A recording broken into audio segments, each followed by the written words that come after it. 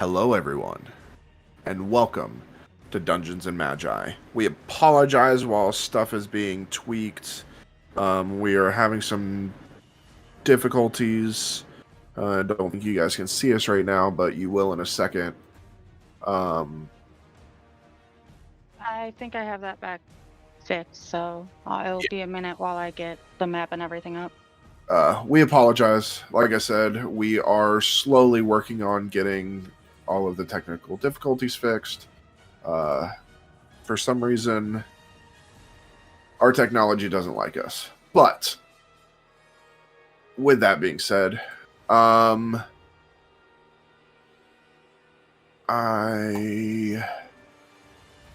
am very happy to announce that I will be at Origins Game Fair in Columbus, Ohio on the 23rd and 24th running some games. I got announced by World of Game Design. I got asked by World of Game Design to DM some 5e adventures for some beginners. So I will be there all day Friday, all day Saturday, a little bit of Sunday before I have to come home to stream. But I am very excited. I will be on the first floor of the convention center in room C170. And I am going to be running 3 sessions a day, 3 4-hour sessions for both days, 6 people each session. So a lot. But I'm excited and I can't wait. And if you find me, if you are there, you do find me, mention the stream, and I may have some goodies to give away to you guys. So, once again, thank you, World of Game Design, for asking me to be there.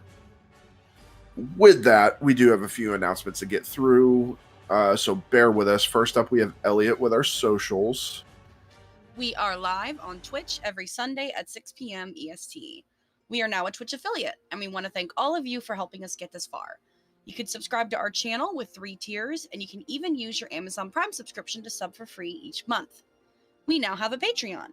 Our Patreon is open with 4 tiers, and you can join for as little as $5 a month. The top tier gets you exclusive access to our Discord, custom merch, entry for giveaways, and even the chance to play with us. Visit us at patreon.com/dungeonsandmagi. You cannot search us due to us being listed as adult content. Our Facebook and Twitter and YouTube are all Dungeons and Magi, one word. Our Instagram, TikTok, and Twitch are all Dungeons_and_Magi. Sunday's episodes will be available to view on YouTube Wednesday at 8 a.m. EST. Back to the GM. All right. Let's see. So, next up, we have Aaron with some store info. All right. Let's talk about our Patreon as we just launched a new tier. Tier 1 is our $5 tier. This will get you access to our Discord server and a free sticker. Tier 2 is our $10 tier. This will get you everything from Tier 1 in addition to access to a monthly art commission giveaway. Tier 3 is our $20 tier. This will get you everything from the previous tiers in addition to access to monthly giveaway for custom dice. Tier 4 is our $35 tier. This is going to get you everything from the previous tiers in addition to exclusive Patreon-only content as well as quarterly gifts for your first year. And then finally, Tier 5. This is our newest tier at $50. Not only will this give you access to our Discord, but this is going to give you a monthly subscription to handmade dice from Raven's Nest Dice. The dice will be themed each month and will be handmade by Dungeons and Magi and Raven's Nest Dice. You can find us at patreon.com/Dungeons and Magi, all one word. We also have a dice giveaway. For the entire month of June, we are supporting the Trevor Project, which helps LGBTQ teens and young adults with their mental health. For every donation, you will receive entry for a custom set of Pride dice. For every $50, your entry is doubled. The winner will be drawn at the end of June. Please find the link on our social media platforms. And also, speaking of LGBTQ, we have our store back. That's right. In our store, you can find one-of-a-kind shirts from your favorite characters, logo shirts of Dungeons and Magi, and we just rolled out LGBTQ shirts. You can find a picture of these shirts in our slides, and 10% of the proceeds from the LGBTQ shirts will go to the Trevor Project. You can find our store at deals-and-haggles.printify.me. All right, exciting. I do believe a few of us are going to get some of the items coming in. I know I'm going to get my DM shirt, and I believe I'm probably going to get one of the LGBTQ shirts, the Pride shirts. So we may be wearing those in the next few weeks. So, because hell, why not? Every month is Pride Month. Why should we cut it down to 1 month? Y'all should be proud every month. All right. Next up is Ethan with some special announcements. Ooh, I do love me some special announcements. We have decided to change the programming of our show, Behind the Curtain. It will now run on a quarterly basis, with the next show being on Wednesday, July 5th at 7 p.m. Eastern Time. Join Caleb, Ben, and Aaron every Friday on Spotify and Apple Music for their podcast, which is The Scarlet Tavern. They discuss true crime, nerd fandoms, and just a whole lot more. New episodes are on every Friday morning at 8 a.m. We are now periodically rolling out the Best Damn Game Night, where we release videos of the cast playing various games online. You can find those on our YouTube. I believe our most recent one was done with the Police Simulator video game. Yes, it was. Ben and I playing Police Simulator. So if you guys haven't checked it Doing out bad yet, things. well, why would you do bad things? You're the good guy. Because we couldn't do it in real life. Anyways. Be sure to check it out on YouTube.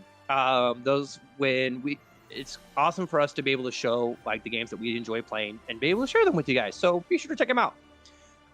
Just a reminder that we are beginning our breaks this month at the last Sunday of every month. This allows us time to rest and bring you the best content possible.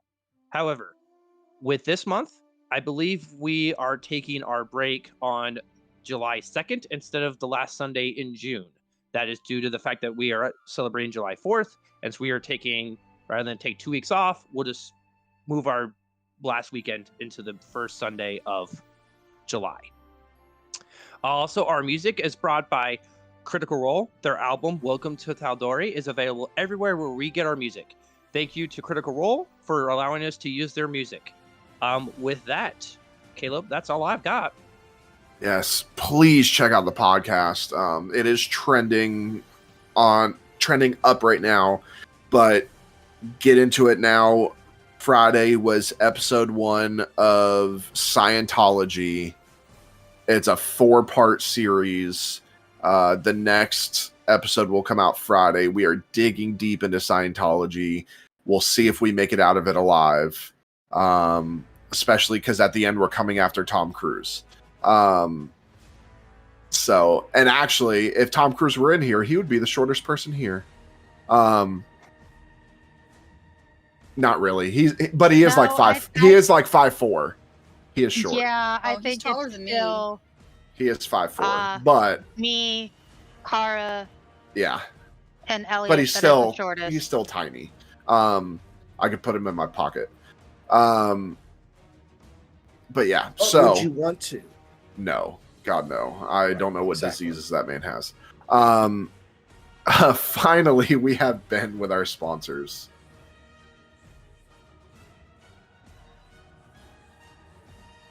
Thank you, Caleb. We would like to thank 1985 Games for providing these awesome new VHS dice. Located in Portland, Oregon, 1985 Games was started by a group of players looking for a better way to game in real time without having to break the action to draw every tree on the map. 1985 Games creates a portable accessible, high-quality accessories for D&D and other tabletop role-playing games. You can get 10% off your entire order by going to 1985games.com/dungeons_and_magi or by entering the code dungeons_and_magi at checkout. They are now running a Kickstarter for amazing 1985-inspired D&D pins. You can find it on their website. We have rolled out a new sponsor tier known as Partners. A partner is a sponsor who has gone above and beyond to help Dungeons & Magi reach their potential. A partner has agreed to make a lifetime commitment to provide products or services to Dungeons & Magi to aid and give raise in overall production. We would like to thank and introduce our first official partner, and... No, this can't be right. Oh, no, it is. Yeah, Raven's Nest Dice. We were provided with these custom character themed dice and dice boxes. Get your own dice today on Etsy. We have our second partner, and they are Dungeon Crate. Dungeon Crate is a subscription box full of epic products, including dice, miniatures, tabletop terrain, and original adventures that you can't find anywhere else, all delivered to your castle doors each month. We are so excited to be working with them, and if you put in the code DungeonsMagi22, all one word, at checkout, you will receive 50% off a new subscription. Also, all Crate members may use their monthly code to receive 10% off in the online RPG store. Please visit them today at DungeonCrate.com. Back to you, Caleb. All right. So, some great announcements. But I do believe if there is nothing else, it is time to roll the damn dice. Open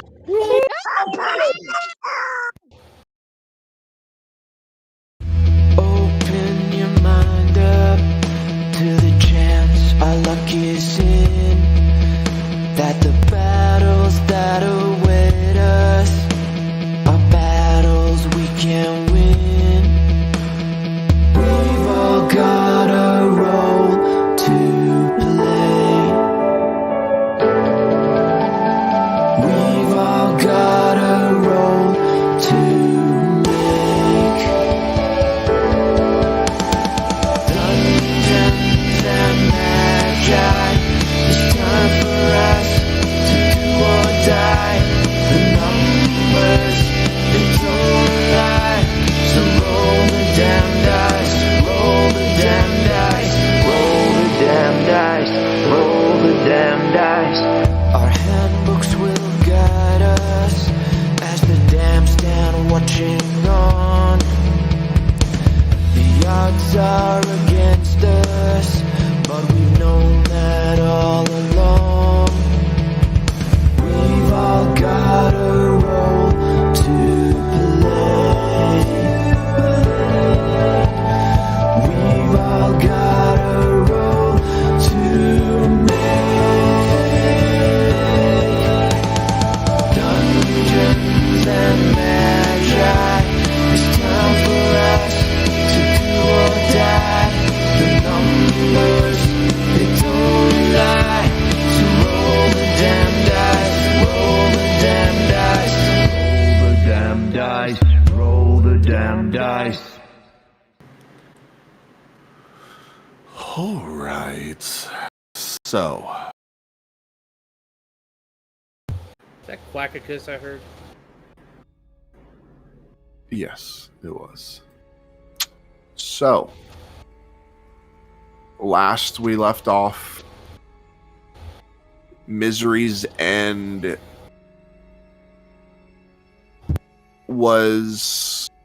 had come into contact with who they thought was Charlie. Turns out that Charlie was just the shifter. Misery's End attempted to attack the shifter out of anger as all of their family and friends are missing. And the shifter was not there. You all rested restlessly and in the morning piled onto Caution and made your way to what you believe to be the closest member of your family. Mid through the flights, the buzzes and whirs, Caution began to rumble as it crashed out of wherever it is when you are traveling. Lands with a loud thud, smoke. As you all exit, you see and feel an eeriness. This land is like nothing you've ever seen before. You find out Caution ran out of fuel as Belvis failed to do his daily duties of filling it with Austrium. It's not my job. And you ventured through this terrifying new world. You found a abandoned city. After going into a few of the buildings, you noticed odd things, weird things, scary things, things that just didn't make sense. Seeing the images of loved ones dead floating in vats. You then exited, and upon exiting the building, the entire ground had shifted, and your only way through was a graveyard. You enter the dilapidated graveyard. Another sense of eeriness comes over you as you feel you're not alone. And all of a sudden, 3 ghouls, or apologize, let me just double check. It is, yes, 3 ghouls, 3 of the Biyaki, these flying creatures, emerge, and 1 large Shogoth, a shambling mound, but even more terrifying, as this thing is gigantic. And that's where we pick up. I'm going to put you guys over to here. And welcome to the graveyard. I just need, you know what? Let's just go ahead and roll initiative. Everybody roll initiative. Let's see. Boy, what do I get? Not bad.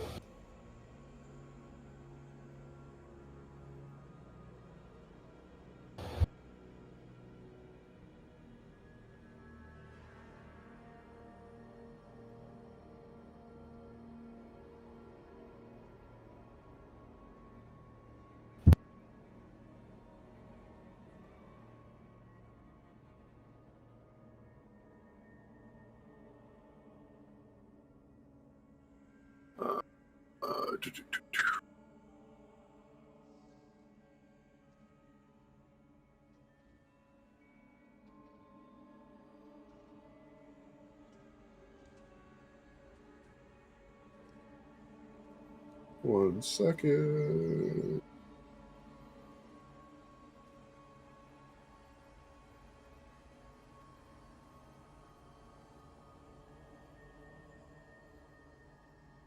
You have to write down their stuff.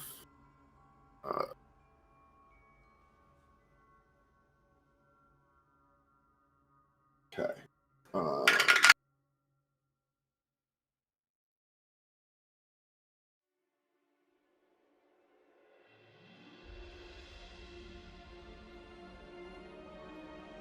Ew.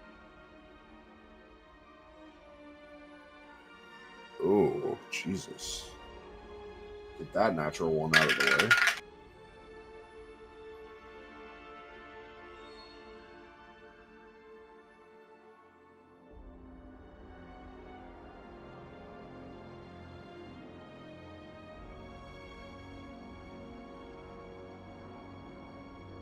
Okay.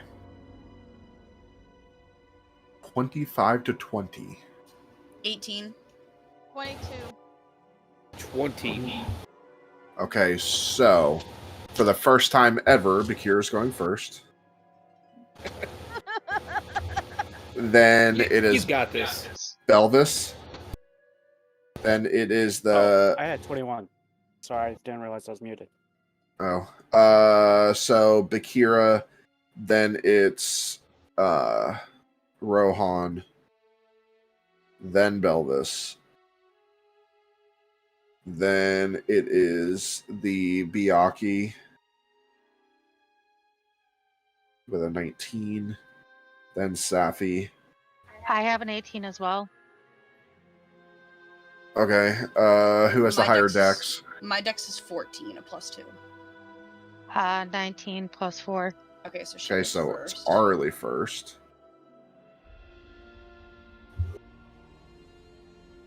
All right. 20 to 15. 17. Same. I got Alright. 20 for a dex.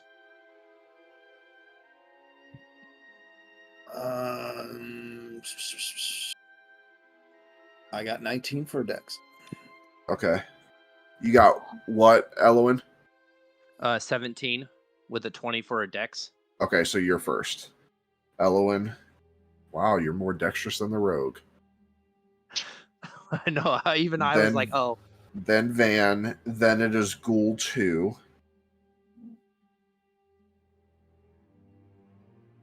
Okay. Then I mean, I got a 19 plus 4, if that matters. the Shogoth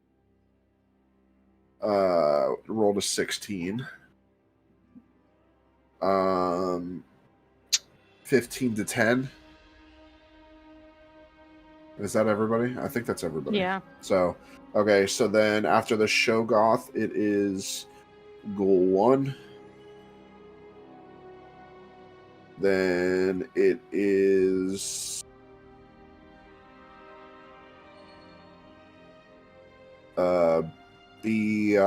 Biaki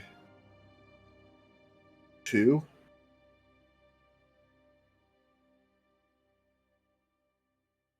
Then it is Ghoul 3. Then Biaki 1 with a natural 1.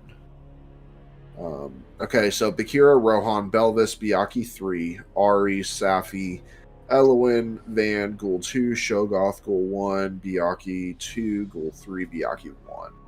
Okay. So, with that, I will say there are left to right. So, Ghoul 1, Ghoul 2, Ghoul 3, Biaki 1, Biaki 2, Biaki 3, and Shogoth, the little guy up there. Not so. Okay. So, Bakira, you are up with Rohan on deck. That is so weird. Yeah, I've never had you at the beginning before. Well, first things first, I'm gonna wolf out.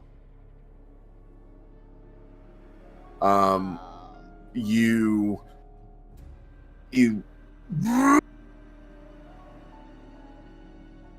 nothing happens. Are you Ruh-roh. fucking kidding me? What the fuck? Cap, you having performance anxiety?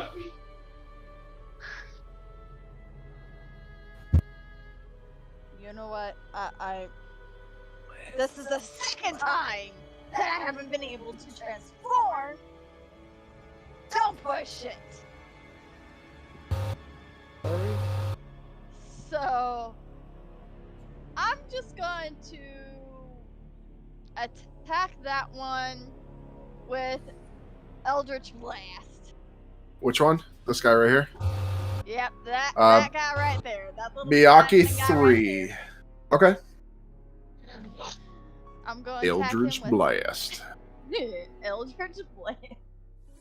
Alright.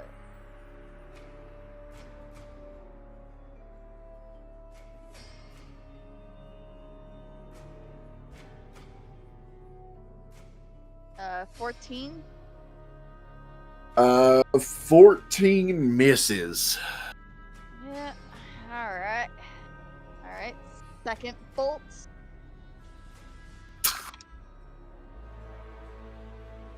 22. That one hits. Alright. That is.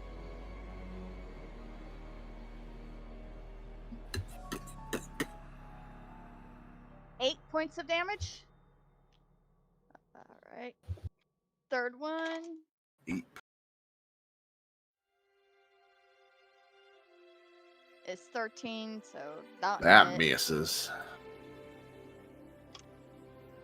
So your first set, one goes wide. You're quite focused, trying to figure out why you can't wolf out. Second one hits direct impact, and the thing kind of flutters its wings, but centers itself. The third one goes wide. And the fourth one is a 17. That one just hits. Alright. For 4 points of damage. 4 points. Okay. And then that final one, as that third one goes, the fourth hits it again, and it kind of limps one of its wings, but gets back on center. Alright. Fuck, I'm gonna try again. Eldritch Blast.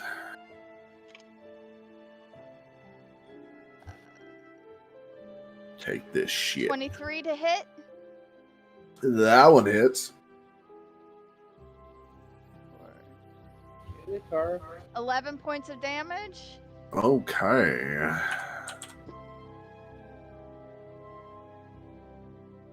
Direct impact, just as it reels back. 19 to hit. Hit. Oh, are we gonna make a record? For 6 points of damage. Okay. How many was that? 2? That was 2. You got 2 more. Yep. Come on, Bakira. Can she hit all 4 finally? Nope, because that's a 12. Nah, it definitely misses. Nope, I jinxed it. Yeah, I jinxed it. You're Had to welcome. say something. You're welcome. And then 21 to hit. Definitely hits. For 7 points of damage. Okay. All right. Few hits. Most of them go wide. The thing's still standing though. Yep. All right. That ends your turn. That ends my turn. Okay. Rohan, you're up with Fish Daddy on deck. I'm gonna bonus action Hunter's Mark on Ghoul 1, Okay, this guy over here. and then I'm gonna take 2 shots at him. All right. All right. Did not realize 15. Matthew McConaughey was DM. 15, you said? Yes. That's a miss. Oh. Alright, second try. Ethan, tell me Critical Role Suntree does not sound like 18 to Matthew hit. McConaughey. Yeah, it hits. I can't. It- For Totally sounds like Matthew McConaughey. 7 points from the arrow, Okay. and 3 points from the hunter's mark. You said 7 and 3? Yes. Okay. And that will end my turn. Okay. So the first shot goes wide, but the second one hits it and impacts the ghoul, and you hit it like in the shoulder blade, and it wasn't paying attention to you until its head, like its body's facing one way, and its head turns and looks right to you. Its jaw kind of hinged on one side. You can see its tongue is kind of rolled out. It's black and green, missing some teeth. This was a hillbilly ghoul. Belvis, you're up with Byakhee 3 on deck. All right, I'm going after Ghoul 3. That's the one that's closest. That is this guy right here. Yep, that's the one I was looking at. Okay. We'll try my forest dice from Raven's Nest. Let's see if these work. So, with first swing, I'm gonna charge up at the Ghoul 3, dagger the Ogre Mage first swing. That is a 28 to hit. That hits. Okay.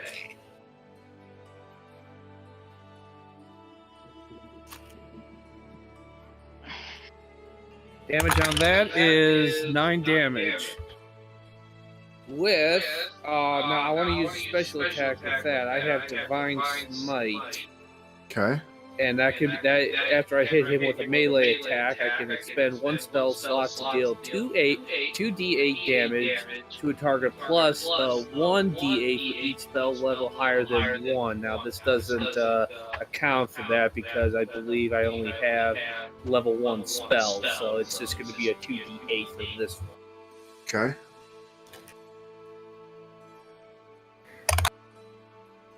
That is an 8 and a 5, so that's an additional 13 damage. Okay. Now that for my second attack with Quackicus. Ethan, do I have to roll a d6 for this? Yes, you do. Mm-hmm. 3.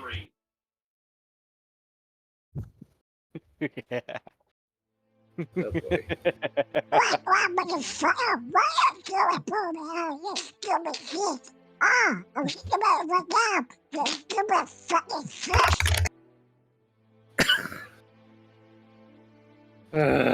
don't have time for you. That is a 26 to hit. That hits.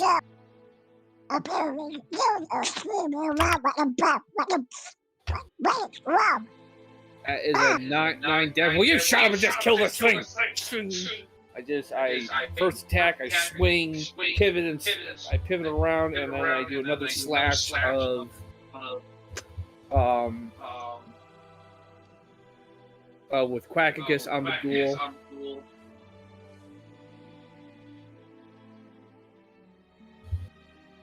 Bonus action, I want to cast. What was the damage on that? Okay, so that was 9 damage. 9 points damage up with Quackicus.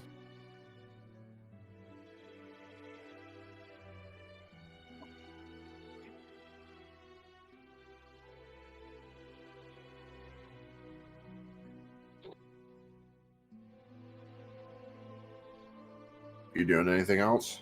Yep. Bonus action, I'm going to try and cast Wrathful Smite on this. That would work because I just hit with Quackicus, right? No, you can only do 1 smite at a time. Okay, then never mind. You already used your bonus action when you did the smite the first time. You're right. Apologies. Then no, then that's it then.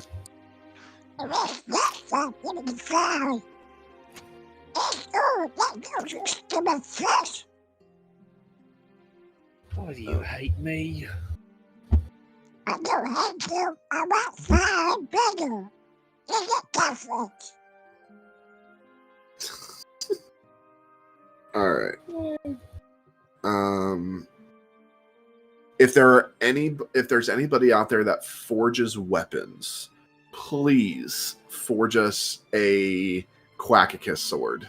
Please, I will pay- give you the description and forge us a Quackicus sword because I think it would be great. We will hang it up in the office walls. my office when I get one. Okay, so it is Byakhee 3's turn, which is this one right here.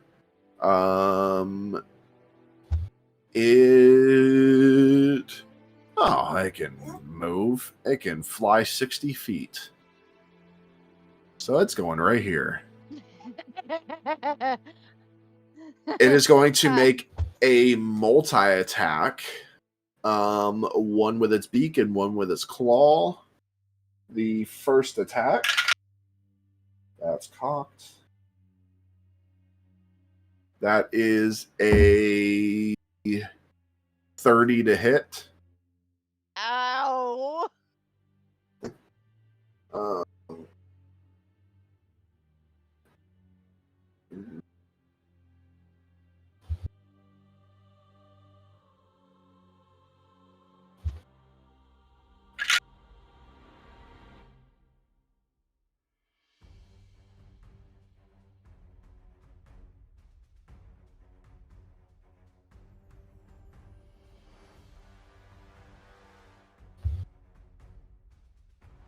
That is 24 points of piercing damage.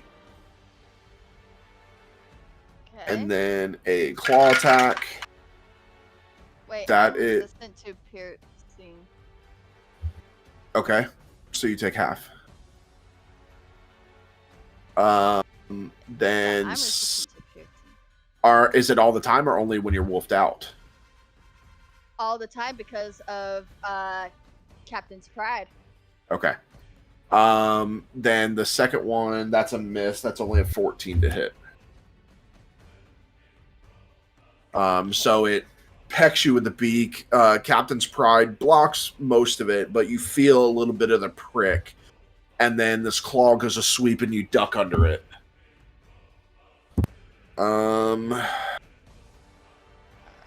So half.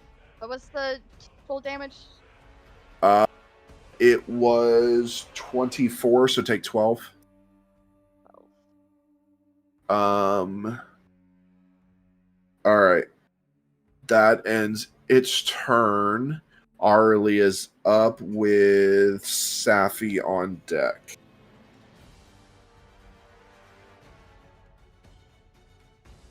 So I would like to use Sunburst and try to get as many of the bad guys as I can get. It's a Okay. 60-foot sphere.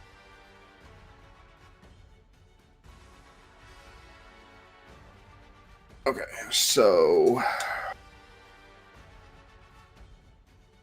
let me see. Without trying not to hit Belvis. It would be in hits.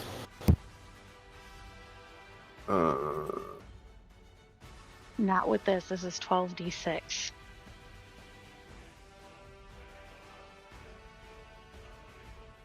You said it's how big? 60 feet sphere. Okay, where do you want it centered? I want to try and get as many as I can. So if I can get it kind of like right in here. Okay. So about 60. So you can center it right there. That'll hit everybody but this ghoul. But if you move it over to hit that ghoul, you would miss this ghoul. So either way, you're missing a ghoul. Has this one been hit yet? Ghoul 1, yes.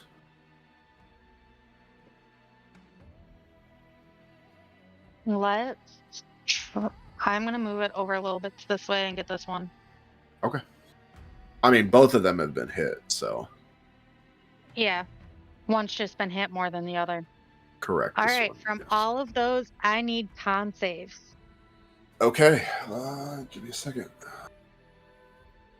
So that's going to be everybody but Ghoul 3. Okay. And the one that is by Right Bakira. on top of me. Yeah, and Byakuya 3. Okay. So, Ghoul 1. You said Con? Yaki 3. You said Con, right? Yes. Okay, so that is a 15 For which one? for Ghoul 1. Hit. You'll Okay. take full damage. But he won't because he's going to use Legendary Resistance to succeed. Still half So, damage. Okay. Ghoul 2. It fails. It's still going to use its Legendary Resistance. So Ghoul 1 and 2 will take half. Byakuya 1. That is a 26. So succeed. And then Byakuya 2 is a 28. That succeeds. And then the Shogoth is a natural 20, so it takes no damage. The one you wanted to hit the most, I rolled a natural 20. Yeah. So, Ghoul 1, what's the damage? 42. 42. So, But that's not half. yeah, so 21. Still hitting hard. So from Ghoul 1, that is...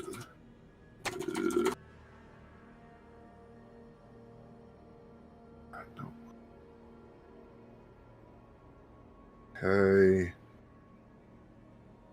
2, it's halved. All of them are half. Yeah.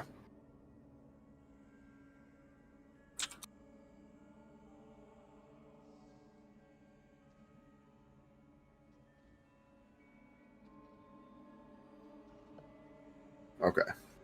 So this huge burst of flame just engulfs the area, and a few of them are able to move out of the way, but you catch most of them. They're still kicking, though. You doing anything else? I don't think I can do anything else. You still have a bonus action.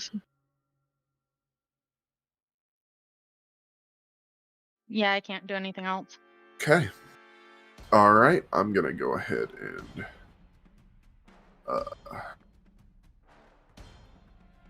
remove that. Okay. So with that, it's Safi's turn with Elowen on deck. Okay, if I have... Let me see how far this thing is for me really quick. Okay, so I can't get all the way up to the Shogoth yet. I'll go for the ghoul that's attacking Belvis, because that's the only one besides Bakira's that's still in my range. Okay.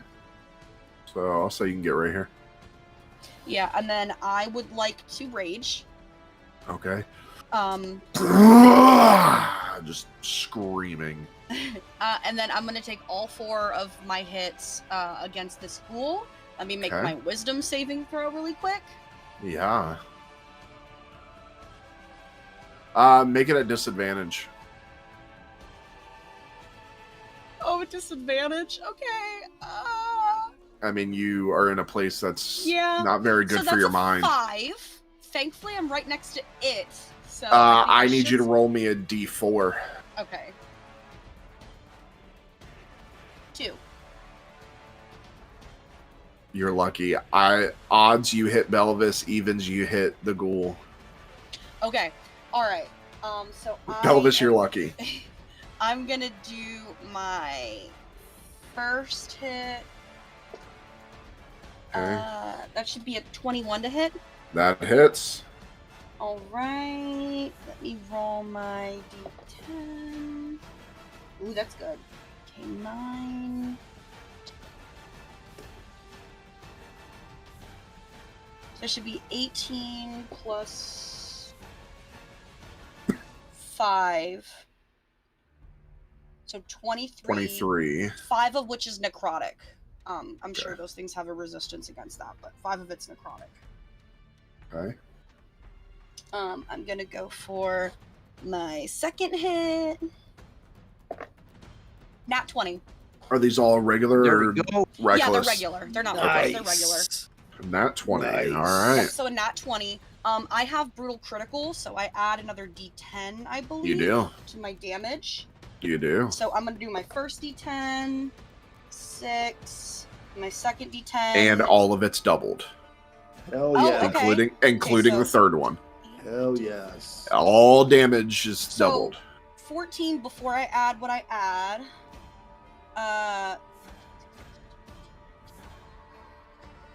3 plus d6. So 24 before it's doubled. That's including that extra D10. Including the extra d10, yeah. Okay, so I so do 48. 1d10 plus 5 plus 4, 48. and then the d6 necrotic. So 48. You're getting close to Maresh. Nice. and that was only my second, so I have 2 Okay. more attacks. You do. I love barbarians. That is a 19 to hit. That hits. Okay. We'll see if you can hit all 4. Okay, so that's 10. So it's 19 plus 1. So 20 for the second one. Okay. I mean, sorry, for the third one. And then Okay. for my last hit, is that a 6 or a 9? Should be a dot. So 9. So 18 plus 6. 6 being the necrotic. You got a hit for the fourth one. You didn't roll to see if you hit. No, that was the. Oh, I'm sorry. Hang on. So it was 9 plus 11. 9 plus 11 is 20. Yeah. So that hits, yes. Okay. And then.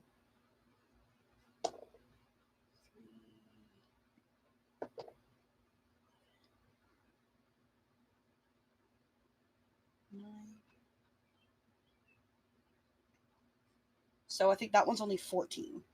Okay. How do you want to do this? There we go. Okay.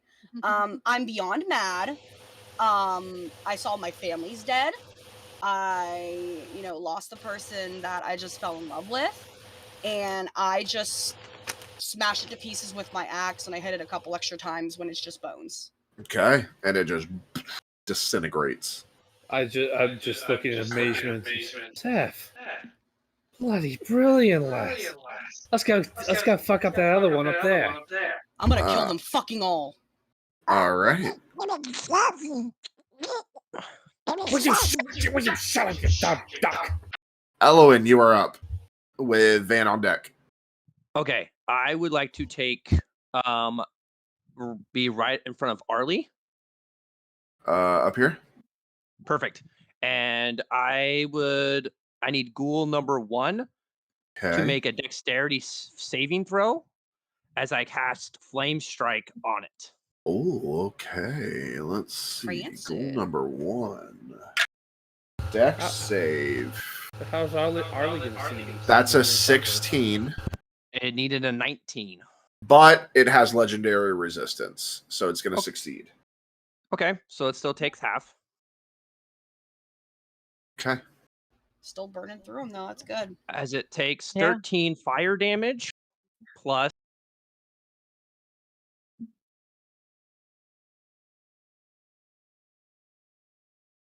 15 radiant damage. Okay. So you, and this flame comes out and strikes across the ghoul, and the ghoul shrieks back. Its jaw then connects on one side and disconnects on the other as it just kind of like rattles around. Okay. These things are nasty. While it's rattling around, I cast as a bonus action. I believe, where is it? Just found it. I just had it. There it is. Spiritual weapon right Okay. in front of that ghoul I just hit. Can you tell us what your spiritual weapon looks like? It looks more animalistic than you would think for a cleric. You look at it and it's a strangely looks like a giant female cow.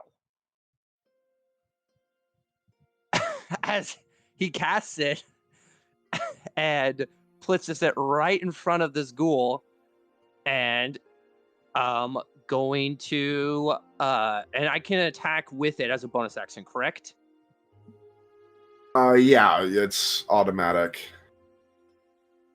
Okay, and I'm Let me Yeah. see here. 1 second. That is just utterly ridiculous. I I'm just know, saying. I know, Utter but Just saying. there's some guilt that's been welling up inside him. There you go. There's your spiritual weapon. She's a biggin. Nice. Nice.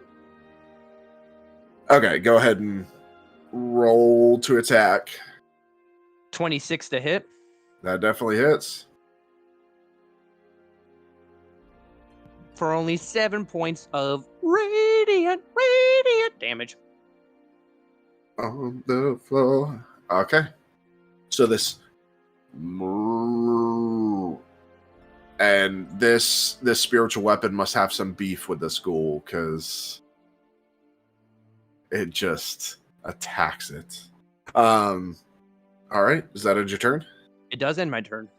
Okay, Van, you're up with a ghoul 2 on deck. All right, now we're just milking this whole thing. This is ridiculous. We are. Sorry, I'm trying to steer this in the right direction. And with that, guys, my work as the jokester of this group is now done. Hey, this is a prime encounter, dude. Just saying. All right, I would like to go. Here Okay. and attack ghoul 1. Okay.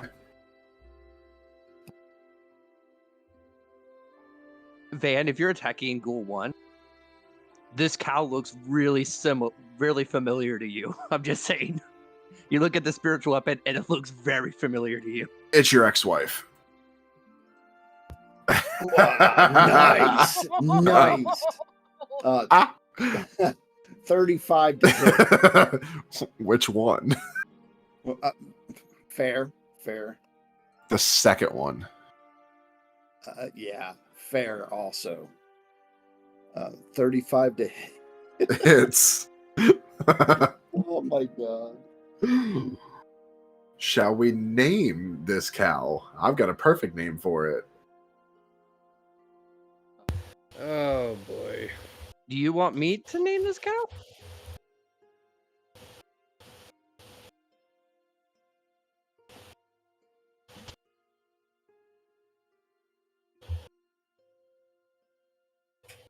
She's the maniac. You got that song stuck in my head now.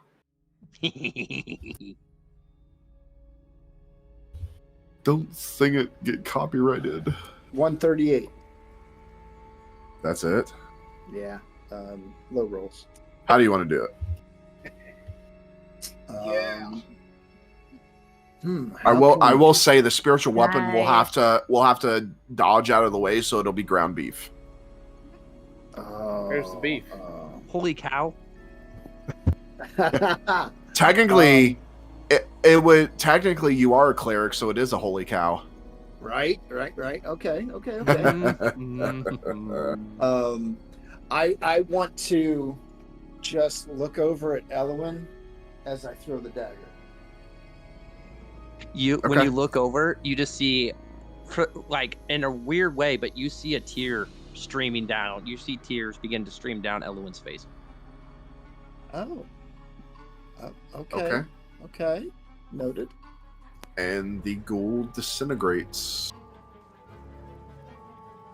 All right. It is now Ghoul 2's turn. Ghoul 2 is going to mindlessly make their way to Safi. Roar. Be out of his mind. And is going to multi-attack. The first Okay. one with a bite. That is a 19 to hit. That hits. All right, and that does.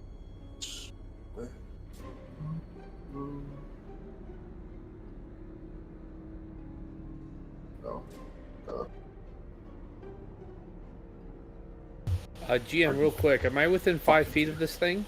No. You are not. You're about 10 feet. Fucking lowest I could roll, 2 ones. So 6 points of piercing damage, Okay. and I need you to make a con save, please. Okay. Con, you do it. 21. That succeeds. All right, then the claw attack. That is only an 11 to hit. That does not hit. All right, so it just swings right by you. All right. So it is now the Shoggoth's turn. I'm scared. The Shoggoth is gonna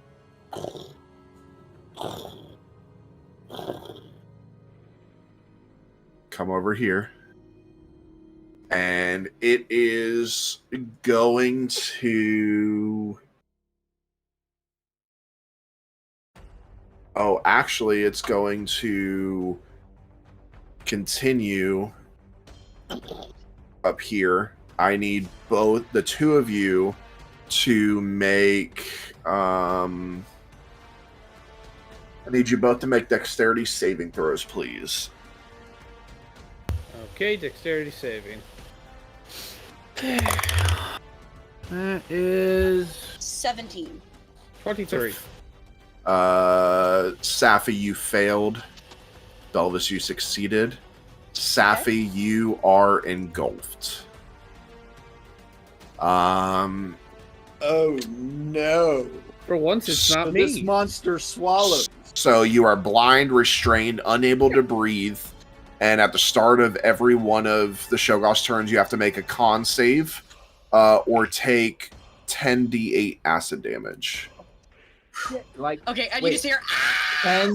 10d8. Yeah, and that doesn't even take his turn. That's just something that he does.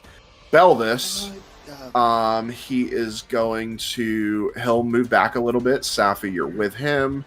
Belvis, he is going to make a multi-attack on you with 2 pseudopods.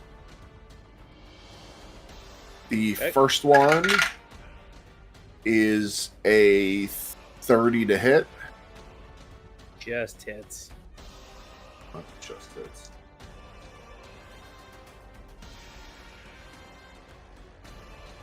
Hold on, I can get more dice. There we go. Did he just say more dice? Oh yeah, totally. I mean,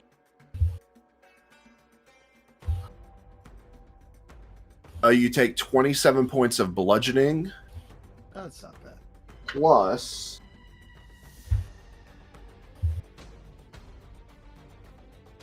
if he needs more dice, that means he must be on a roll.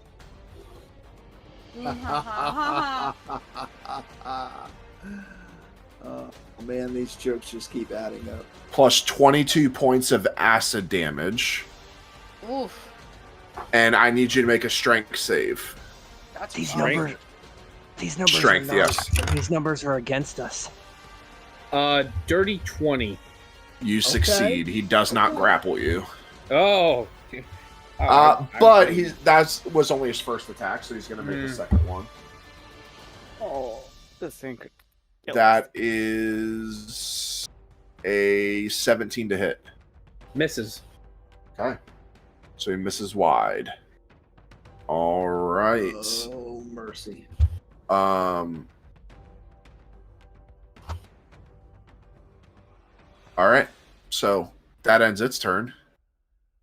No big deal. It is Byakhee 2's turn. And they are going to come over to Belvis because they can fly 60 feet. And they are going to make a multi-attack against you. Elvis getting spanked. Oh, goody. That one misses with a 14. Yes. Fish fillet. That is a 29 to hit. That hits. Oh no, fish daddy.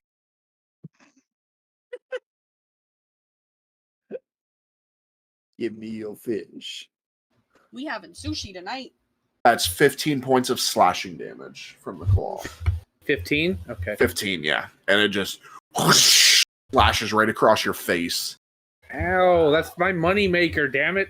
And it is going to No wonder we're poor.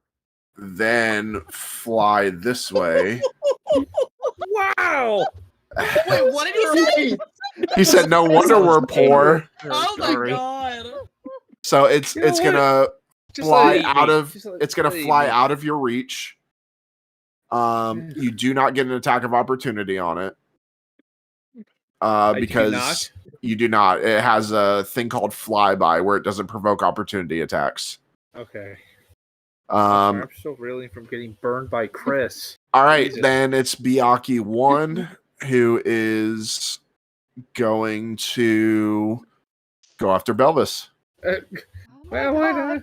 You're the closest one to all of them. Yeah, I'm not Safi, really in you the talk battle about anymore. sushi.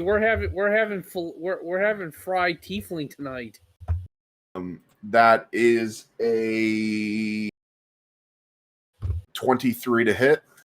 That hits.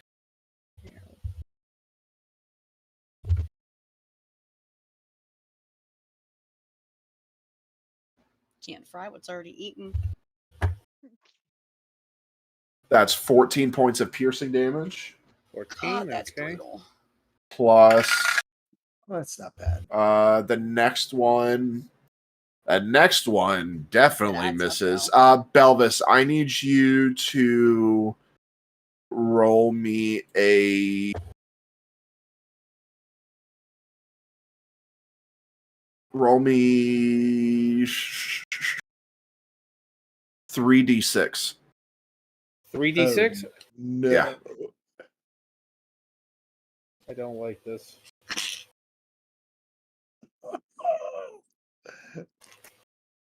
We're gonna Yeah, die. what's going through your mind right now? We're gonna die. So do you want the total or do you want each individual dice? Total. 13. Okay. So plus 5 is 18.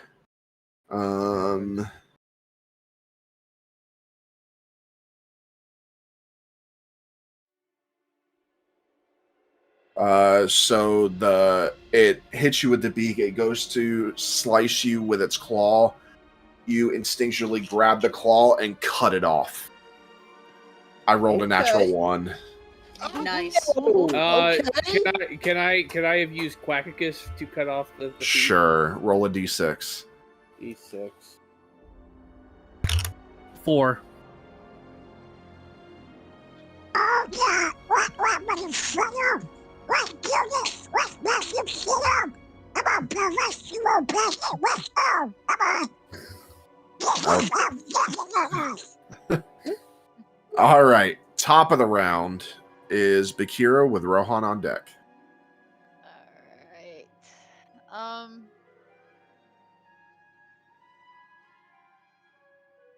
I've got this thing flying in front of me, don't I? No, number 3, yes, you do.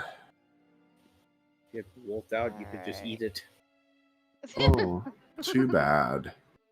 Wah, wah, wah.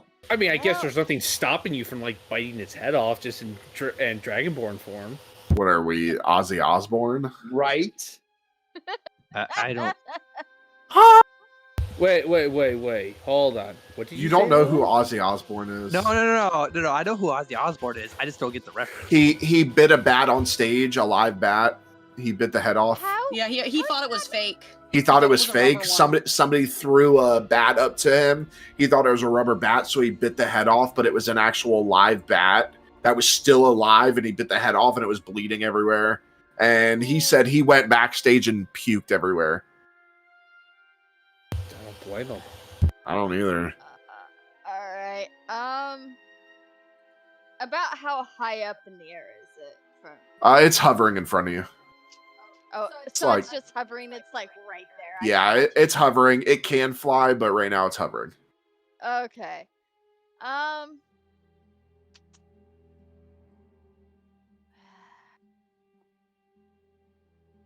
This is going to be fun. What to do Oh, without boy. the wolf powers? Okay, so I'm pulling out my dagger that I have. Pick and pocket. Okay. I will say that to take out a weapon, it does take an action. So you have 2 actions, so you can still attack. But to take out a weapon, it does take 1 action.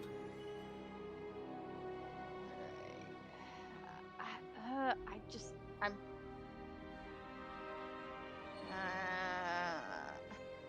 I hate this. I hate not being able to wolf out. Don't blame me. Wasn't my doing. Uh huh. It wasn't.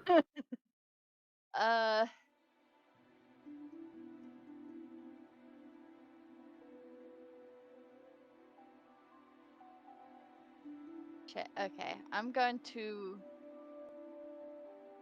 bonus action cast Crimson Right Okay. and give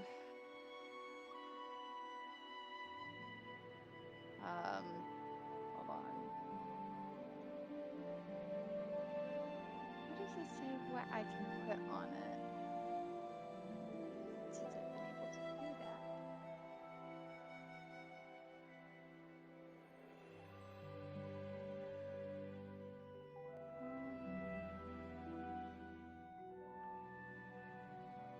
There we go. There it is. And I'm going to do it with lightning. So I take 2 points of damage Okay. to cast Crimson Right and add lightning damage to it. Okay. So there's that. And I still have 2 attacks per action, right? Correct. So you have 2 attacks that you can do. All right. So first thing I'm going to do after casting that spell with my blood, I am going to cast Armor of Agathis. Okay. So, that gives me 20. Let me see. So just before you do this, just so you know, you do not get another attack after this. The only way you get 2 attacks is if you use them both to attack.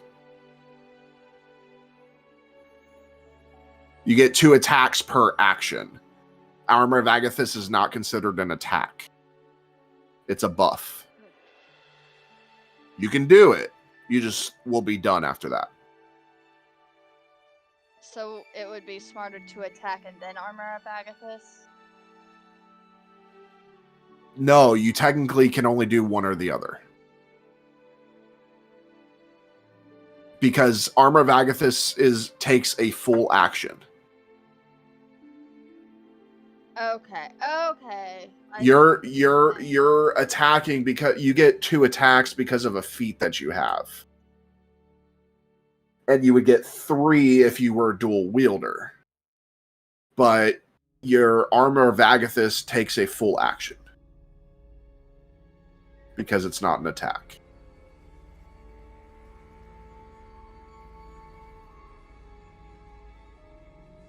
Okay. Now you can do it still, and it will still deal damage eventually once they hit you. And buffs your AC.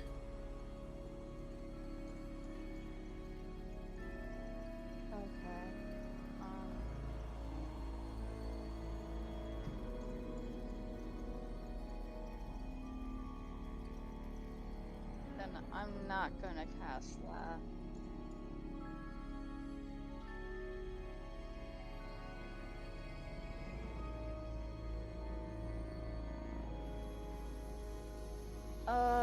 I guess I'll just try and attack this thing with the pick and pocket. Okay.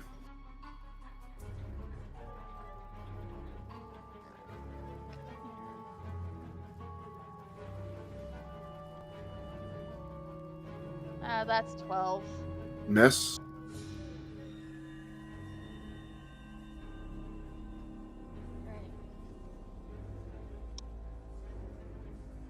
Well, that's 14. So you try and hit it really quickly, and it moves out of the way. It's pretty nimble. All right, Rohan, you're up. Belvis on deck. All right, I'm gonna move my Hunter's Mark to this one right here. Okay. I think he's number 3, if I remember right. That is, no, that is 2. number 1. Is he okay, he's number 1. What happened to This 2? is I don't see 1. it. This is 2. This is 3. All right, I'm gonna go for 1. Okay. So that's use my bonus action, and I'm gonna take 2 shots at him. Okay, you are gonna have to move. Okay.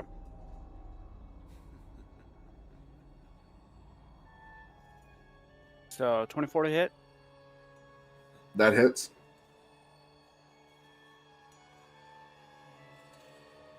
Seven plus 4, that's 11, plus 2, so 13 points on the first hit. Okay. Second arrow is a 21 to hit. Hits. For 8 plus 3, that's 11 again. Okay. Plus the d6 is a 1, so 12. Okay. So 2 quick shots. Hits the thing. It's still standing. And since I had to use my bonus action to transfer the Hunter's Mark to him, that takes up my turn. Okay. Belvis is up with Biaki 3 on deck. Okay. Well, I'm gonna try and get Safi out of there. I am going to...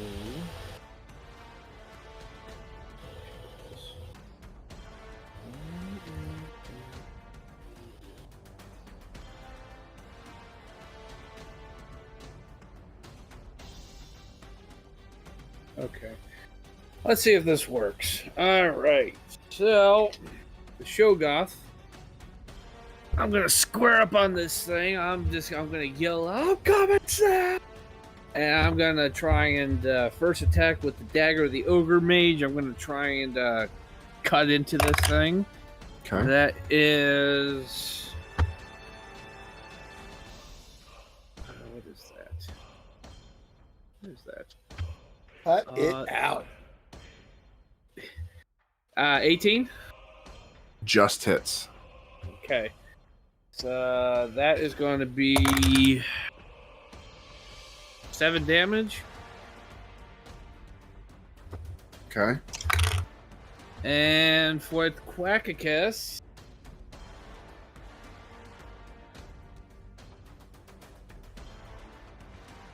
Natural Natural 20. 20. Quack, quack, motherfucker. Nice. All right. There you go. And bonus action, GM, I want to do Wrathful Smite on this thing. Okay, well, you need to I'll roll roll the your damage first, attack yeah. first. Yeah. Roll the damage for the attack first. That's a 6 plus 5. That's 11, so 22 damage. Since it's Okay. double, right? With a 22. And then your smite, which is also doubled. Okay, so Ooh, that that's is nice. psychic damage. That is 4. That's 8 psychic damage, and I'm going to need a Wisdom saving throw from this thing.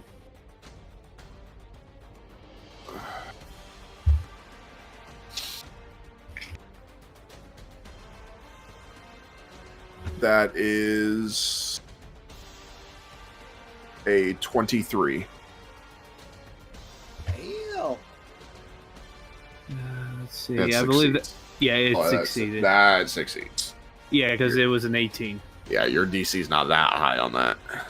No, I was about to say. Well, and besides, I would imagine this thing is an eldritch creature. And can't it I'd be also really Either way, he would have succeeded because he still has legendary resistance. So, about to say I would. Although I would love to see this thing afraid of Belfast. but yeah, so you take a few quick strikes. Thing's still standing, and Safi's still in there. Damn. Okay. That'll end my turn. Okay. It is Byakhee 3's turn with Ari on deck. So Byakhee 3 is going after Bakira. Tit for tat here.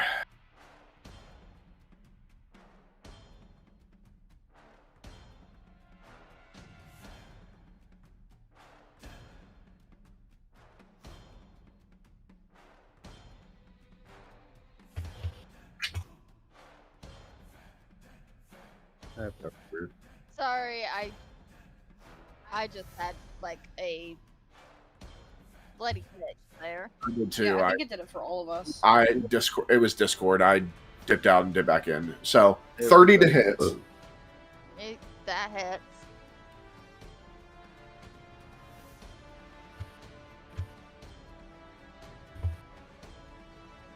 That is 16 points of piercing damage. So half to 8.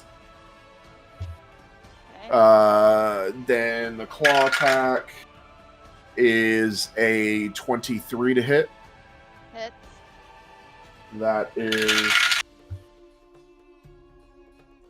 19 points of slashing damage. Have to. 19 halves would be 10. So it pecks you, slashes at you, and you're able to move a little bit, but it still takes some damage. That ends its turn. Ari, you're up with Safi on deck inside. Never mind. All right, you're up. All right, so I want to use Firestorm. Okay. So it can consist up to 10 10-foot cubes, which I can arrange as I wish.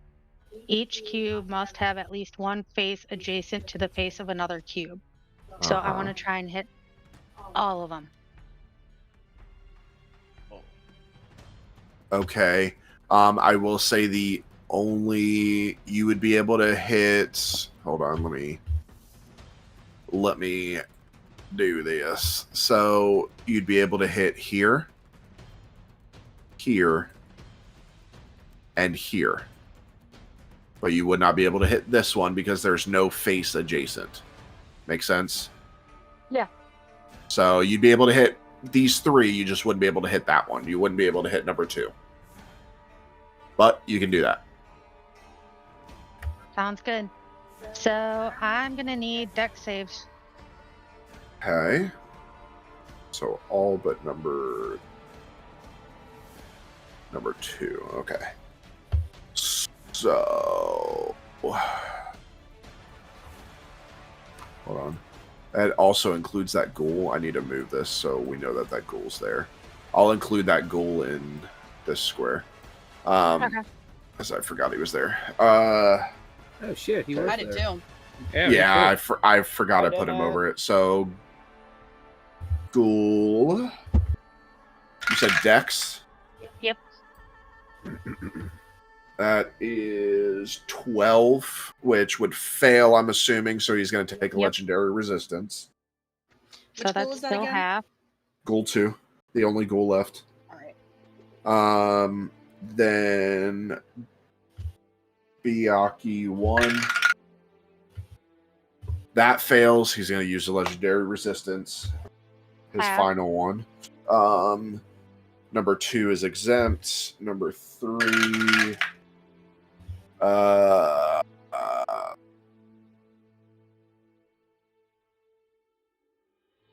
That's a 23.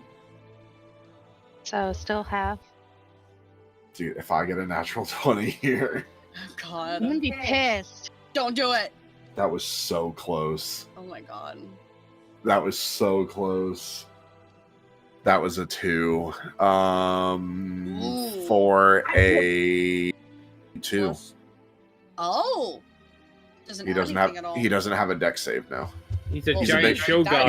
he's- He's just a he's show god. They massive. don't- Yeah. No, they're just show gods. so if you guys know the arrangement of dice, 2 is here, 20 is here. And Yeah. the way it landed on the edge of my tower. So 1 more millimeter, it would have rolled to a natural 20. Damn. So are you taking a? So that's gonna be full damage. No, he's gonna take a legendary resistance. That's It's still half. Yeah, it's still half. So Okay, so roll damage. So everybody takes half. So that is 43 points of fire damage. Okay, so 21. Okay, so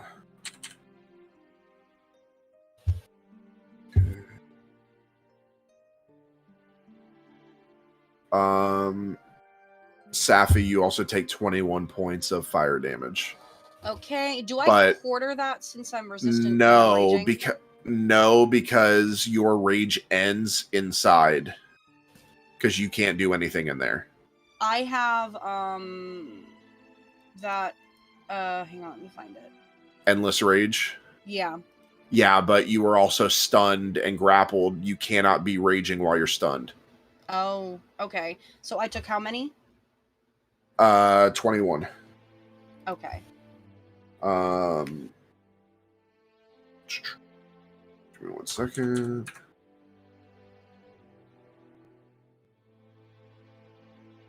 He's safe.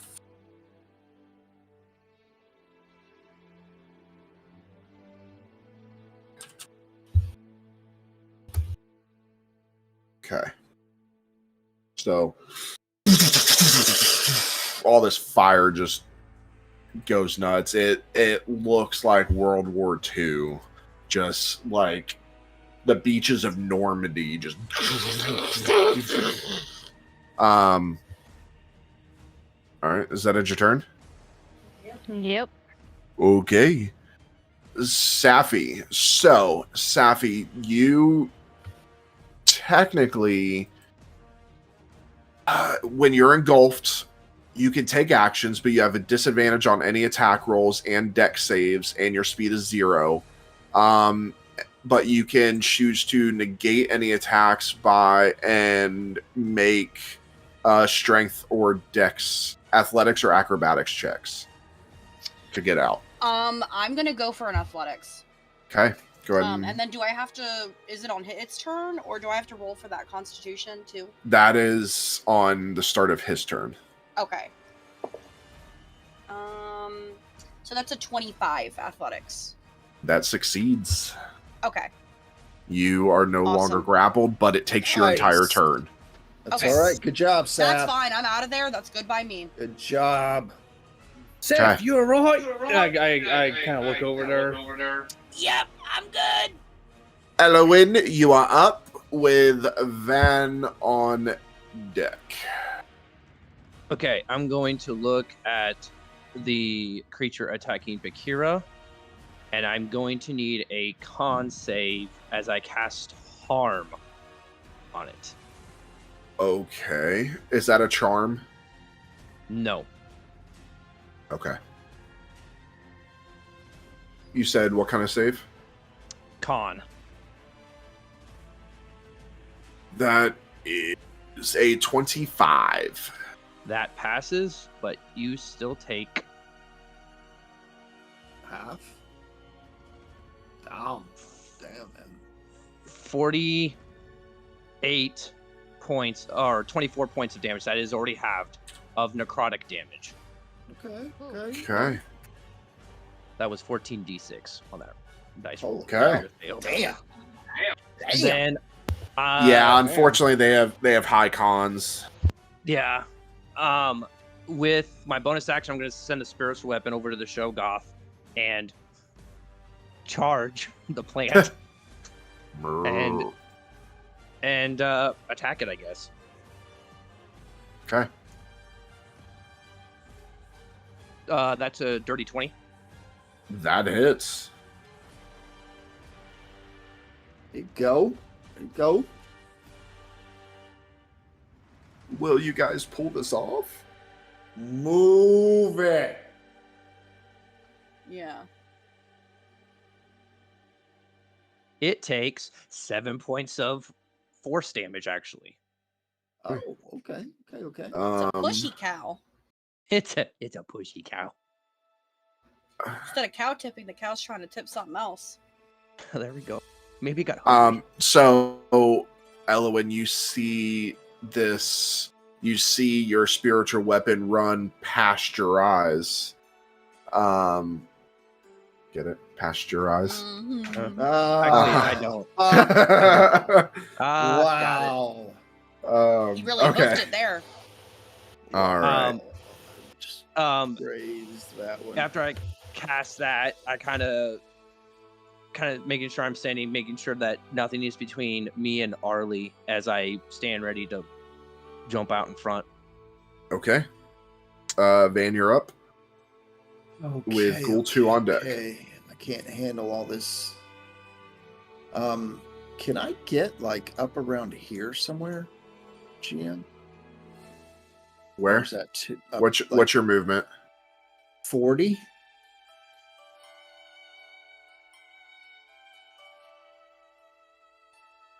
That's as far as you can get. That'll put me there.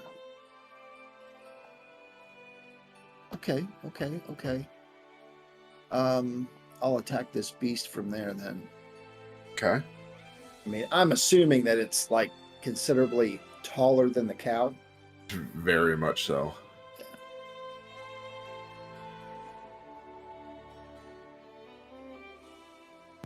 That is a 34 to hit.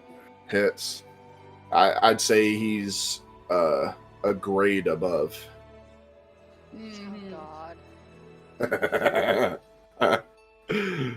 Oh boy. We might have to steer away from these dad jokes a little. Just kick it in the calf. Don't have a cow, Sappy. Hey, remember what you guys did to cows last time?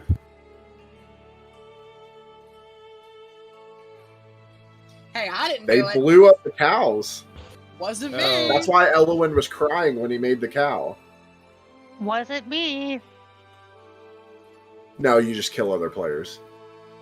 Damn. Wow. I got You better. asshole. That's 115. Okay. I Oh, can't that was freaking- low. I know. I can't roll, man. My guy. Because I touched your Wow. dice. You better not have. I You probably did. I did. Oh, It's, you it's touching. It's started. touching. It's touching other person's dice against the rules of the game. Yeah. Yeah. No, but Yeah. forgetting about the door is. I just lost the game. Yeah. Okay, so you quick dagger, it hits it. The thing's still standing though. Still standing. Still stand. Okay, I will. I might as well go ahead and attack again. So, Do it. Do it. that it. is a Starsky and Hutch, anybody? Do it. Do it. 31 to hit. That hits. Do it. I love Starsky and Hutch. The remake was so good. And that is 10 points of damage. Eesh. Okay. All right. It is now Ghoul 2's turn. Ghoul 2 is going to get right here next to Belvis and is going to make 2 attacks with advantage. You're sandwiched between them. Oh yeah, flanks. I was about to say like why advantage? Oh, never mind. That is 26 to hit. Oof. It's God, we need some legendary resistances. seriously. 19 points of piercing damage, and I need a con save, please. Con save. All right. That is a 22. I have a plus You- 10 con. You succeed. Yay. Then is going to make a claw attack. And damage. That is a 27 to hit. Ugh. Yeah, it hits. He's trying to give you a hand. 16 points of slashing damage. 16. Okay. All right. That's going to end his turn. It is now the Shogoth's turn. The Shogoth is going to move forward. And Keep me again? I need the 2 of you to go ahead and give me dex saves, please. Dex saves. Whoa. Dirty 20. Succeed. Okay. 16. 16. Fail. Ooh. There's now Belvis in there. And That's okay. It's- Your strength- Is your acrobatics good? You'll be okay. and it's going to continue forward. Ooh. I shout, help me, son! Akira, I need a dex save, please. Yeah. Okay. Cool. Are we gonna see Bakira actually fall? It's gonna Oh, no. swallow Potentially. everyone. We gotta It kill can't. this thing. before It gets can hold up to 4 people Oh. God. on the inside and hold 2 people on the outside. Actually, hold as many as arms it has, which is 8. Oh, so we're all screwed. Fuck. Yeah, we gotta kill it. I'm shutting up. 33. I know, right? Succeed. Yeah, I've seen this before. Holding my tongue on this one. So many things I want to say right now. And then it's going to go right here. Oh, Bakira's just like, I "Oh, need- heck no." Arlie, Elwyn, and Rohan to give me dex saves, Good. please. so it's just me and this thing? No, saved. No, Oh, okay. I saved with a 33. Wow. Wow. This is great. Did you get a nat 22 20? DM or GM. Get a nat 20. Yeah! There you Succeed, go. succeed. Told you this was Roll your day, on. Ari. Rohan, you failed. You are engulfed as well. Oh no. It's okay. So, we'll I see. am gonna put you here, just to show that you aren't engulfed. Okay. Okay. I'm gonna put you guys here. I need to move him. So I'm gonna put you guys there. Wait, All right. why am I in there? I'm sorry. It was this way. I meant to move you out of the way. As I'm in the stomach of the thing, I see Rohan falling. Oh, hey, Rohan. How's it going, Actually, you can't see anything because you're blinded, and Oh. you are currently suffocating. You can't breathe either. With dark vision working here? No. No, No. I doubt it. I think You that's are the you least are you would. literally blinded. Like there's something going around your eyes to cover your eyes. Yeah. You gotta think this is like a bunch of like slimy vines that are just So Yeah, you're It I've doesn't. seen saying that Yeah. before. These things don't have like an anatomy like we think. No, most they of are stuff. It's really disgusting. just yeah. now this it's is gonna a take little- it's gonna take its actions. Oh, now. Oh yeah, that was just its movement. It is going to take coup de pot attack. One against Ari, one against Elwyn. Wow. The first one is a Arlie 16 to hit. Miss. It misses. All right, Elwyn, next one. That is 31 to hit. That hits. I thought so. A little Lovecraftian S&M going on, I think. Just saying. Hey, just saying.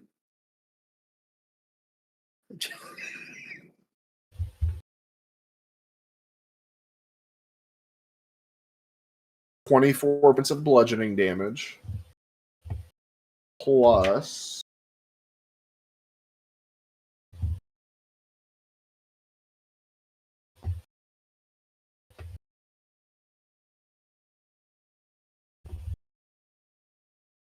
$19 points of acid, Damn. and I need a strength save. Shit. That acid's no joke, man.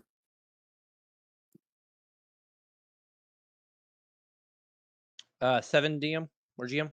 7, that's a fail. You are now grappled. And so at the start of each of its turn, you are restrained. Start of each of its turns, you take more acid damage.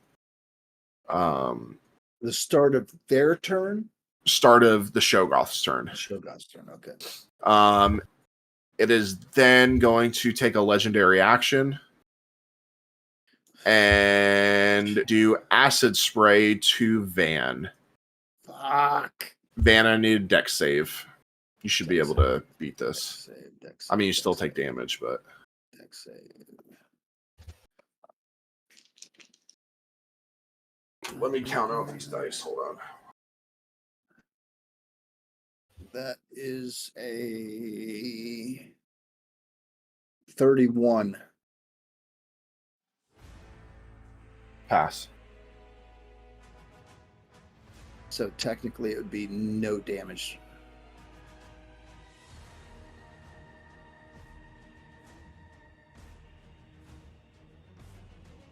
Oh, I know. I'm just. I want to see what you get though. Roll it. Roll it. Give it to me. Roll the damn dice. How many? 18d6. 18? Yeah. Oh, mercy. I'm so glad I have this feat. Wow. Yeah, that's a good thing. Yeah. Yeah. Whether it's odd or even, these numbers aren't against us. That's for sure. Man, things just keep adding up. It's odd though.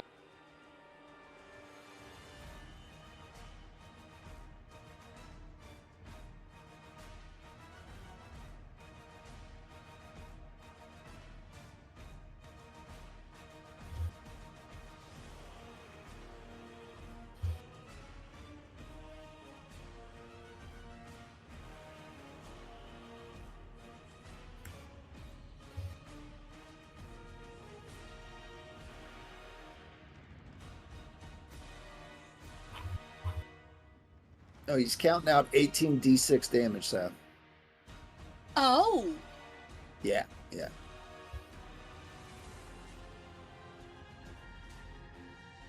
Uh, 62 points of acid damage. That's what you would have taken. Thank Damn. God for that feat, man. 62. 62. 62. Shit. 62. That That acid, man. Be glad he only sprayed it over to Van. Yeah. God. All right. Thank God. You know what? man. That ends his turn. oh, that's all. That's all. It is now Byaku 2, which is right here, who is going to fly this way in front of Safi and take multi-attacks at advantage.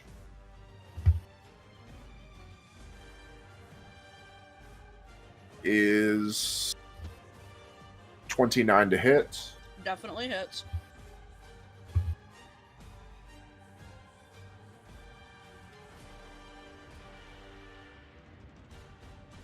$19 points of piercing damage.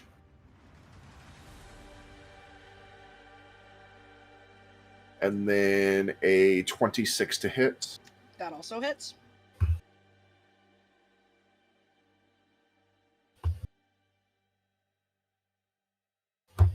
$21 points of slashing damage. All right. All right, that ends his turn. It is Byaku 1, who is actually right here. So he's just gonna attack you.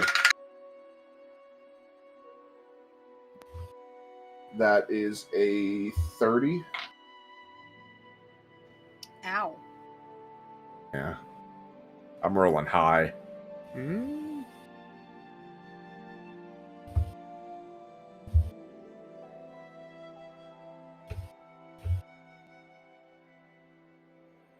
21 points of piercing. Okay. And 16 points of slashing. All That right. ends their turn. All right, top of the round. Bakira, you're up. Rohan inside on deck. Okay. Not yet. Okay.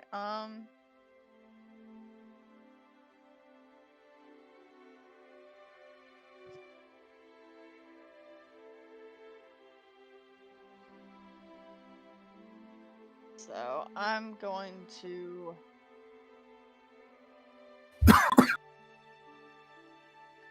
bonus action.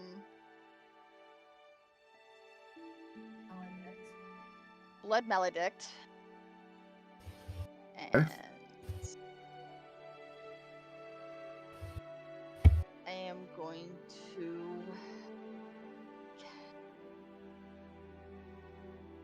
take 8 points of damage.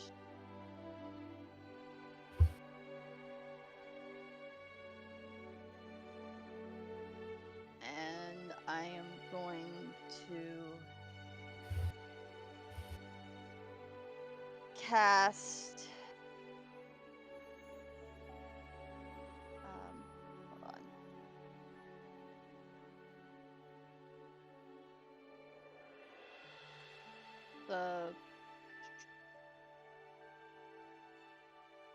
Where are those? There they are. Hi. Okay. Bloated Agony on the Shogoth Okay. player. All right. So,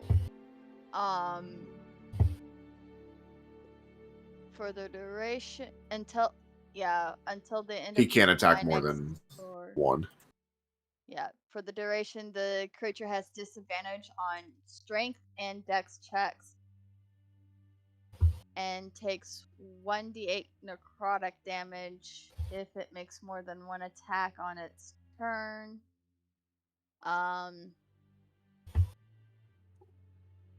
Amplified, the curse lasts for 1 minute, and the curse creature can make a con saving throw at the end of each of its turns to end the curse. Yep. So, yeah. Made that. as my bonus action, then fuck it. I'm going to use my action to cast Armor of Agathis. Okay. All right. With that, Rohan, you can do a athletics or acrobatics check to try and get out. Athletics. Okay.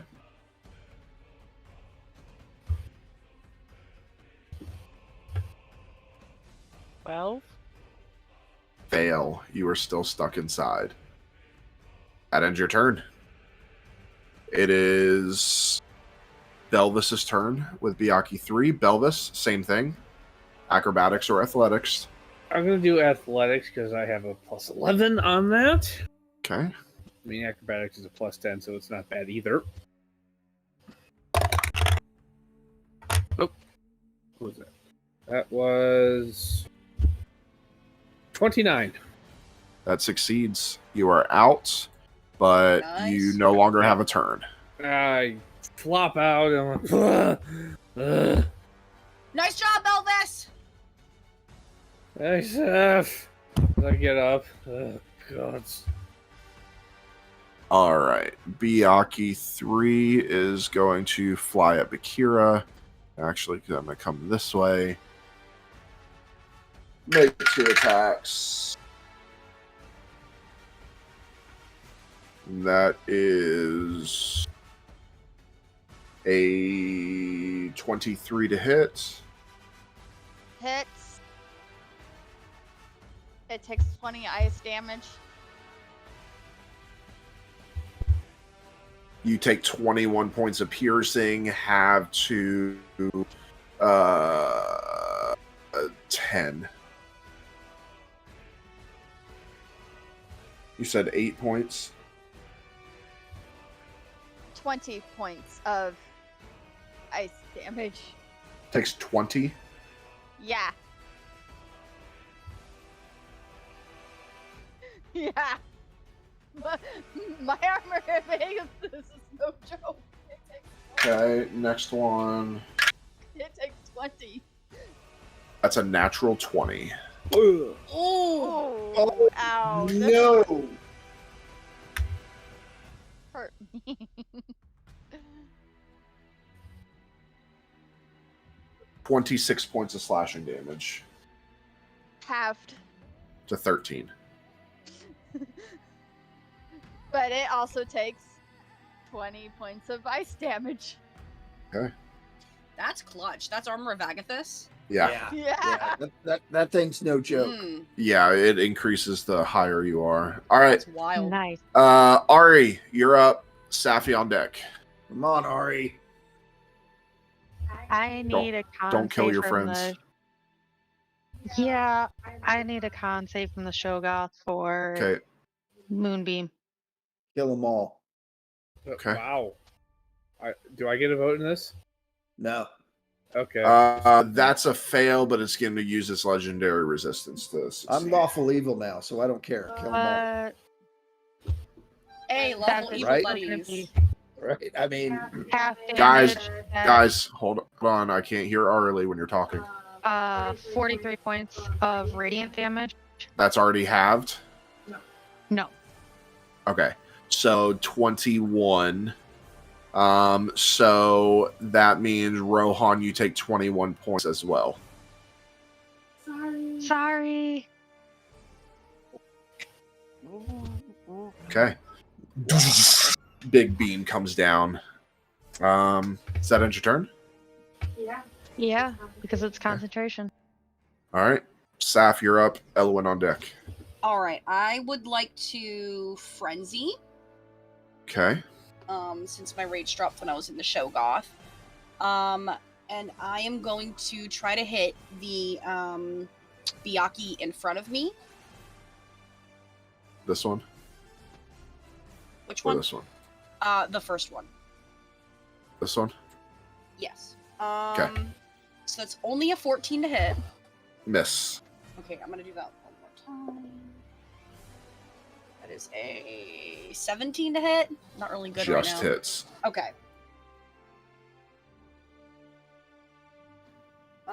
So that's 18 and then 5 necrotic. 23. Yep.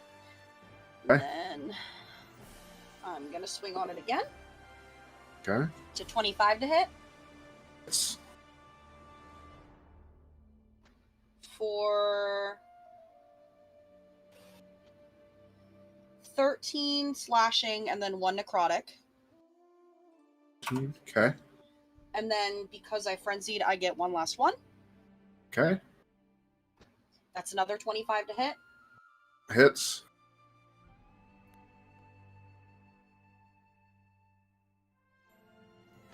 $15 slashing, 2 necrotic.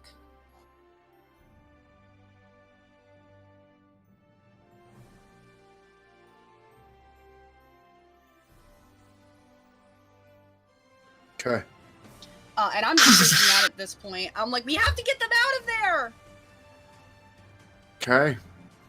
Elwyn, you are currently grappled. You can. I need you to make a strength save to get out. GM, I got a question. If Sure. can I cast a spell if it's a touching spell on the creature if I'm touching him? No, not when you're grappled. No. Okay, I thought I'd ask that before rolling. So thank you for the clarification. No, with you wrapped around being wrapped by the pseudopods, your arms aren't free to even try and move it. Now, if you were engulfed, that's a different story. Just do stuff at disadvantage. Gotcha. Okay. That'd be a 15. That fails. So you can't really do anything. Even good. I might, if anything, I might break concentration on the spiritual weapon and Okay. break that. And yeah. So Okay. otherwise, yeah, pass turn. All right, Van, you're up with the ghoul on deck. I will attack the big guy. Okay.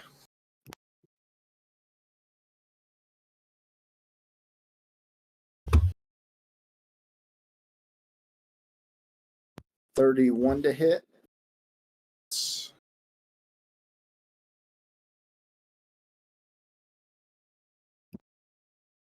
Come on.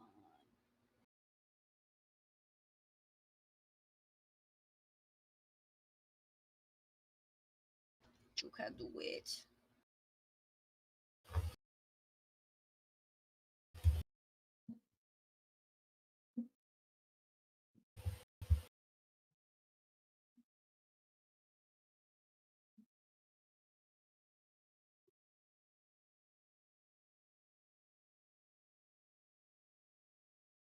You better apologize to Rohan for whatever you're about to do. That's 140. Oof. Okay, Rohan, you take 140 points of damage. He's probably. I'm down. Yeah. Van, how do you want to do damn. this? Oh! Way to Whoa! go, Van. Way to Gotta go, hurry man. and get Rohan. Not just Rohan. No, not just Rohan. Elwyn? Elwyn and Arlie? Arlie. Oh, yeah, you're in there too, aren't you? Oh, Oh, No. No. when one of them goes down, the other two do too. they all go down. Oh shit. Oh, yeah. Forgot about that. And he's our healer. Wow, nice. Way to go, man. Hey, all I know is Do I what had you to gotta kill this do. thing. We understand this. So I take the star metal sliver and throw it right towards its eye. One of the And eyes. when you do that, the thing crumbles. The rest of them disappear. They all run, terrified, as Rohan, Arlie, and Elwyn lay there, bleeding out. I run up to Rohan and I cast Cure Wounds on him. That is a DA +4. Give me a moment to find my. No, I need you to roll. I need you to roll a D20 plus your spellcasting modifier. Oh, sorry. And can I do the same thing to Elwyn? Sure, D20 plus your modifier.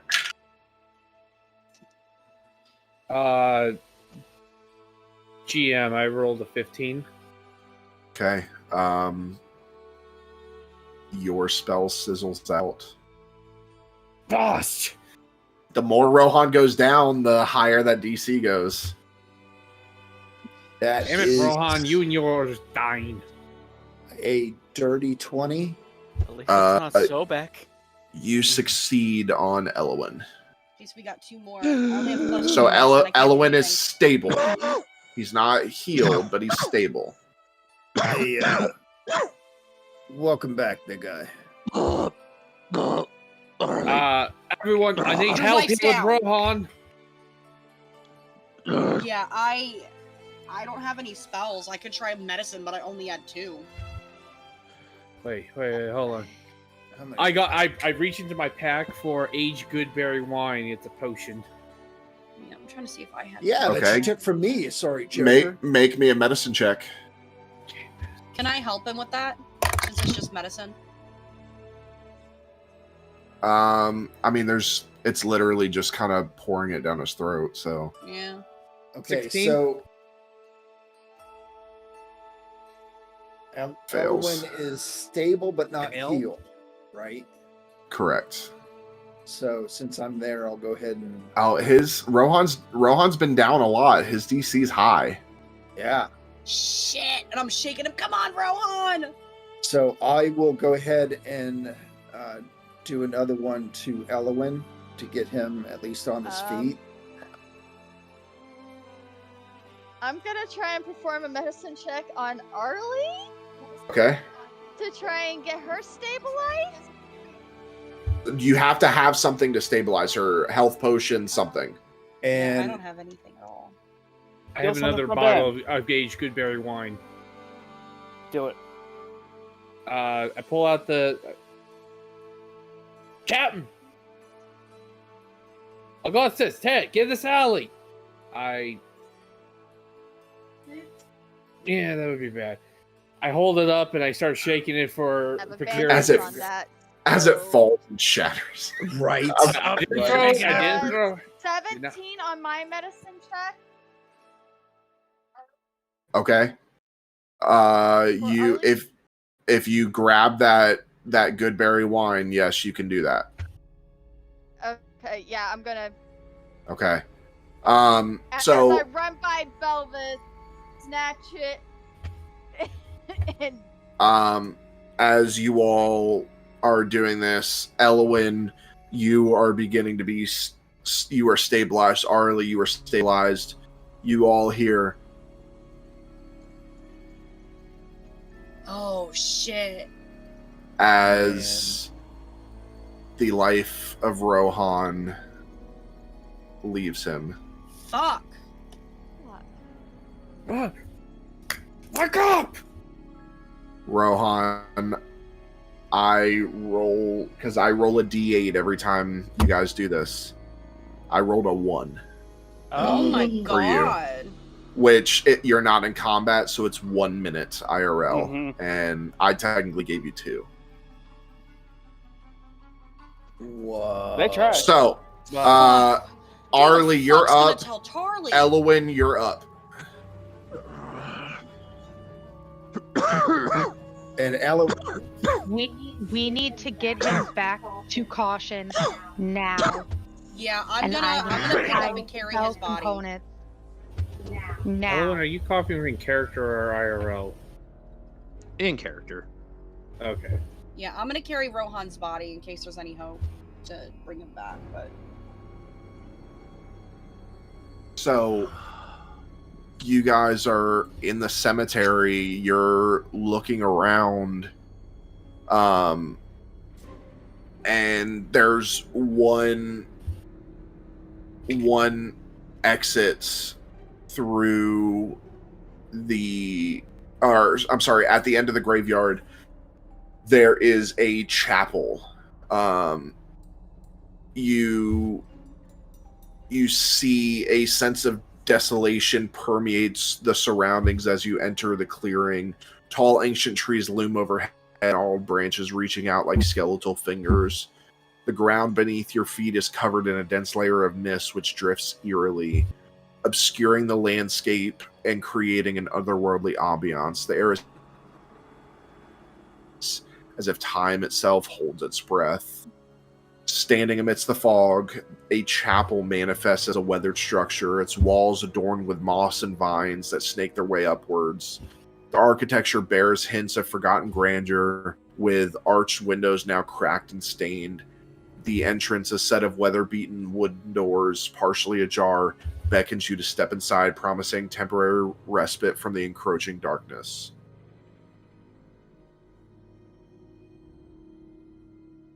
I will go ahead and scout ahead and take a look inside.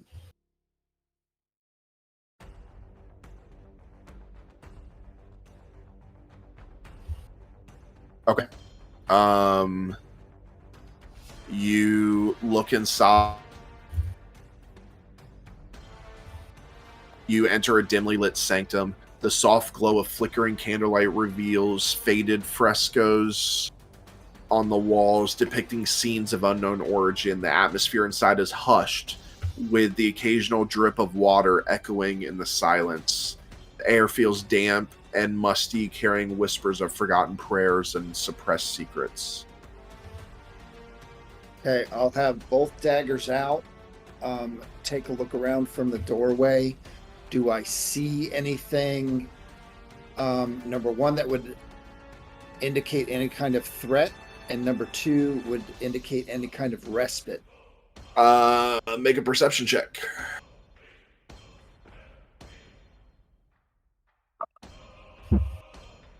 Is a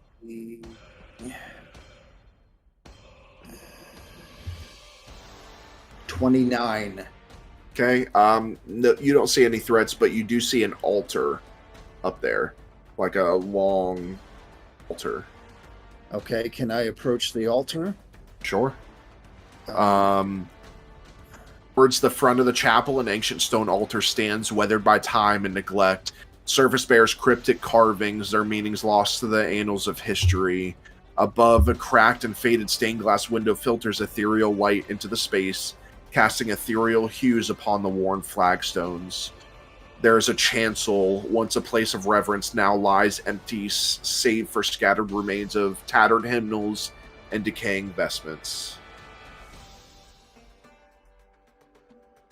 Okay, I will say, do you speak Abyssal? No, I do not. Okay, then you cannot read what is on the... No, Common, Elvish, and Thieves can. We have somebody that can, though, I think. Because of the... The one that's can. The one that's... Well, Oh, the plus one the one that's that's dead can. Yeah. Now, would everybody else like to go inside this chapel? Yeah. Yes. I'm gonna go. I will in. say, technically, Elwyn can read it because of the necklace. Yeah, and I would have relayed to the group that it appears to be sanctuary. So, Elwyn, would you like to read the inscription? Yeah. Okay. So the words are kind of broken just because there's cracks in the foundation and everything, but basically you get the gist that the dead were laid here to be brought back. Oh. But it requires a great sacrifice. And there's a piece that's broken. It says and a prayer to, and then that part's broken off. I want to look around, and you said this is all like really old stuff. Is there any like symbols that I would recognize at all? No, there nothing, no symbols that you recognize, or no symbols in this place you recognize. Are there any holy texts? I touch my Boon of Arcane Mastery, activate it, and call out, Hecate, I need your guidance. Roll me a d20, add your spellcasting modifier. Oh boy. I will say reaching out to any of the Greek gods from here is going to be a high DC.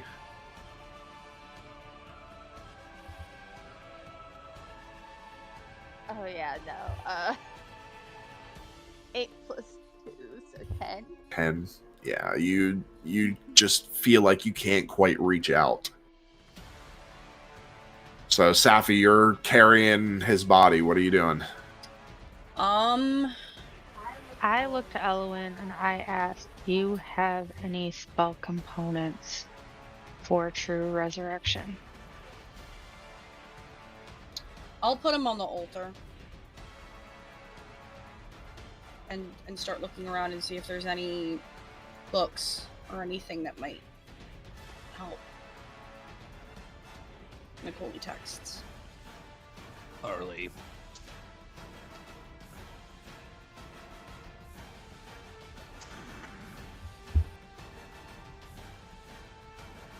Why? To bring back Rohan?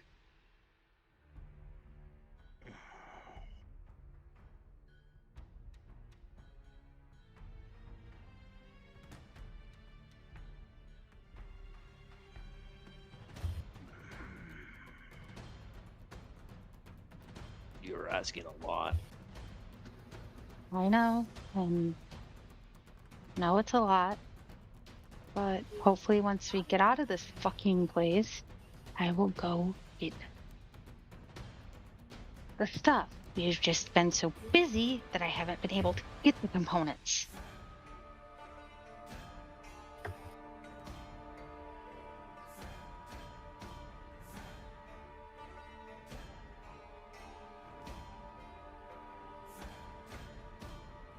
I have the components.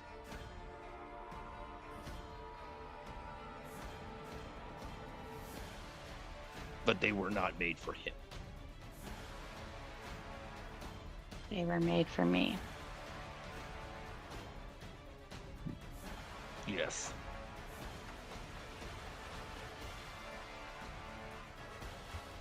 We understand that, but we need to bring back our friend.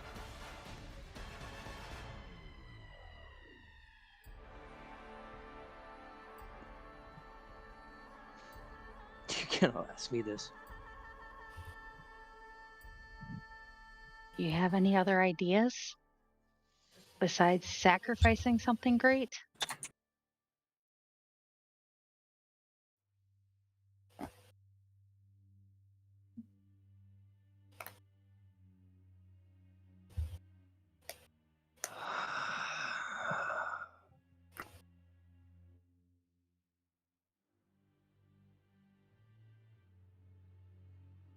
Safi he's up on the altar, right? Yeah. I just look at Arlie and tears stream down my face as I walk up to the altar and reach into my pocket and pull out the spell components for True Resurrection.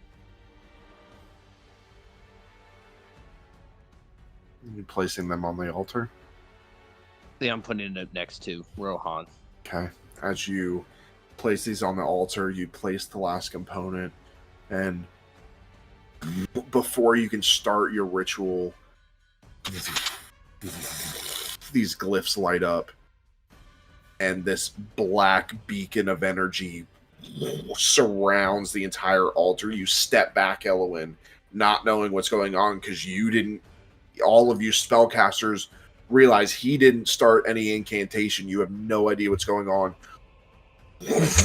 Blackness just fills the room, and you hear a loud like the cracking of stone and crumbling and that's where we're going to take our break. We will be back with you shortly. Please stick around.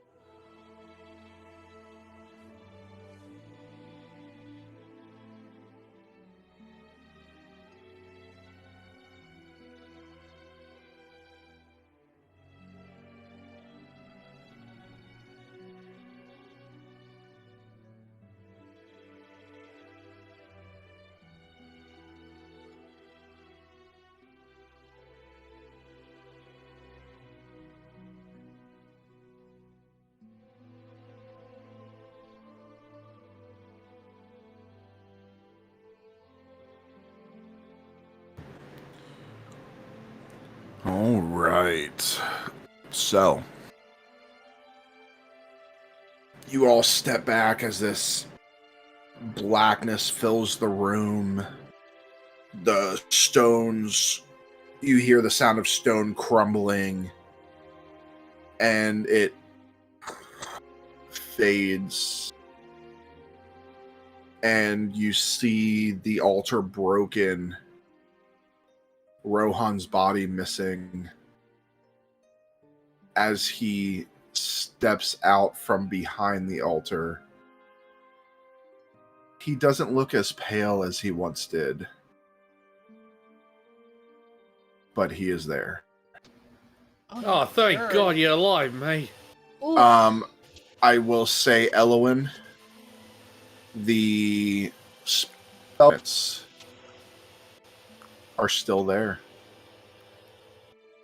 As your ultimate sacrifice was the chance to save your wife, to save Rohan. As I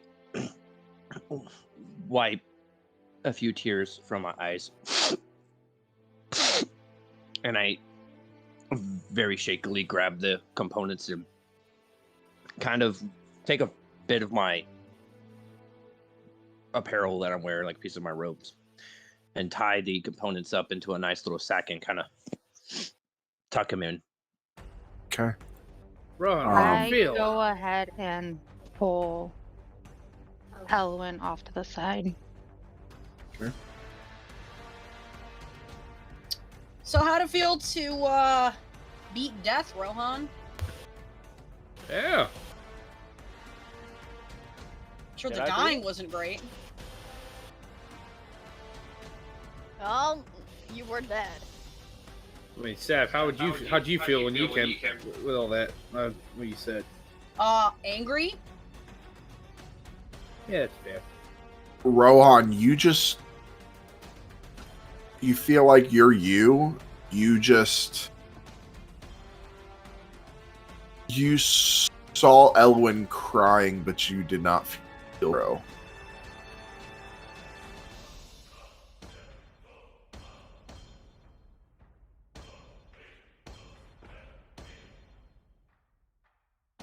Oh. Oh, bet. You did not feel what Elwyn felt.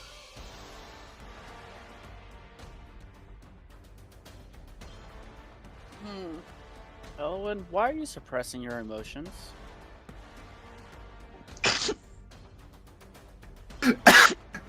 Sorry. He's just definitely not suppressing his emotions. I'm sorry, that was too funny. Why are you suppressing your emotions? He's sitting there ugly crying, eating chocolates, a whole tub of ice cream. I'm not! Snot coming out the nose. Sorry. That noise that you made was perfect. What are you talking about, Rohan? I don't feel sad, but you acting sad. Why don't you just do me a favor and give me a fucking moment, okay? You a little Like, I got an idea. As I just envision my mother and kids missing, and I get really, really pissed off. Arlie, that's not the time. Not the time for what? What bloody hell's going on here? Yeah, I'm lost. Rohan, what? I'm just here. I don't feel anything you guys are saying. You two are saying. You're not as pale either. The bond that was connecting Rohan, myself, and Arlie is just between me and Arlie now. Whatever happened with you on the altar,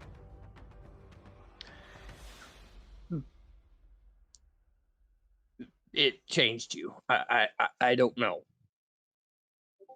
So is that how we kill you from trying to bite me all the time?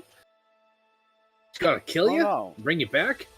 Belvis, this Oh. is not a time for you to be making smart aleck jokes, okay? You're just being smart, Alec. I think we're just trying to kill you vampirism, mate. I will not kill me or my wife to get rid of vampirism. And I'm not gonna kill Elwyn or myself to cure vampirism. I mean, if you're asking for, Anybody for ever help, tried that with me, I'd kill them first. Do you really want to Van, feel I- wrath? I'm joking, just joking. Belvis, I'm No, not but- going to deal with... They're Belvis, irritated.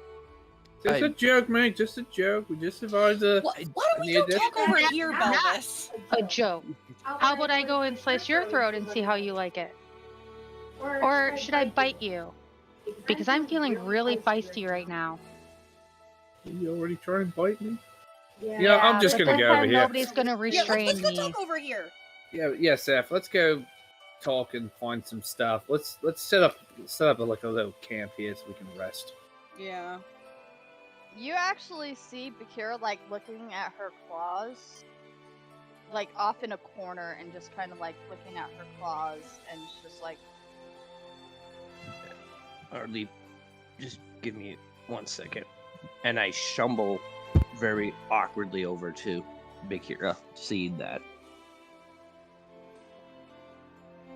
I follow, but I stay kind of behind. I'm standing there so confused. I Captain, look up at him, and the look on my face. I can put 2 and 2 together, LON. You tried to cure my blindness, but I don't think that's what you cured. not intentionally. My intention was to cure your blindness. But Do you I had hear two. this? You have two problems. You had two problems afflicting you. So when I cast the spell, when your blindness didn't go away,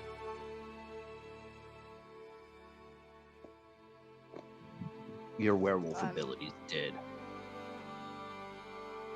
Elwyn, give me a history check. Fuck.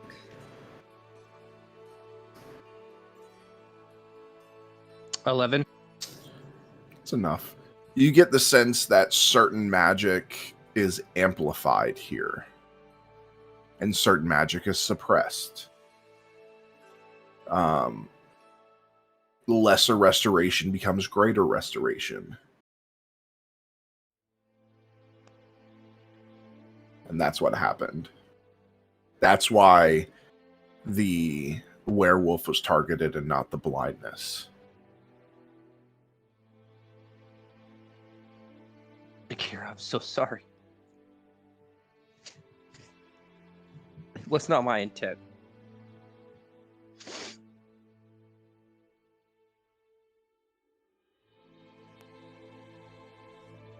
I've My been intent- a werewolf nearly my entire life.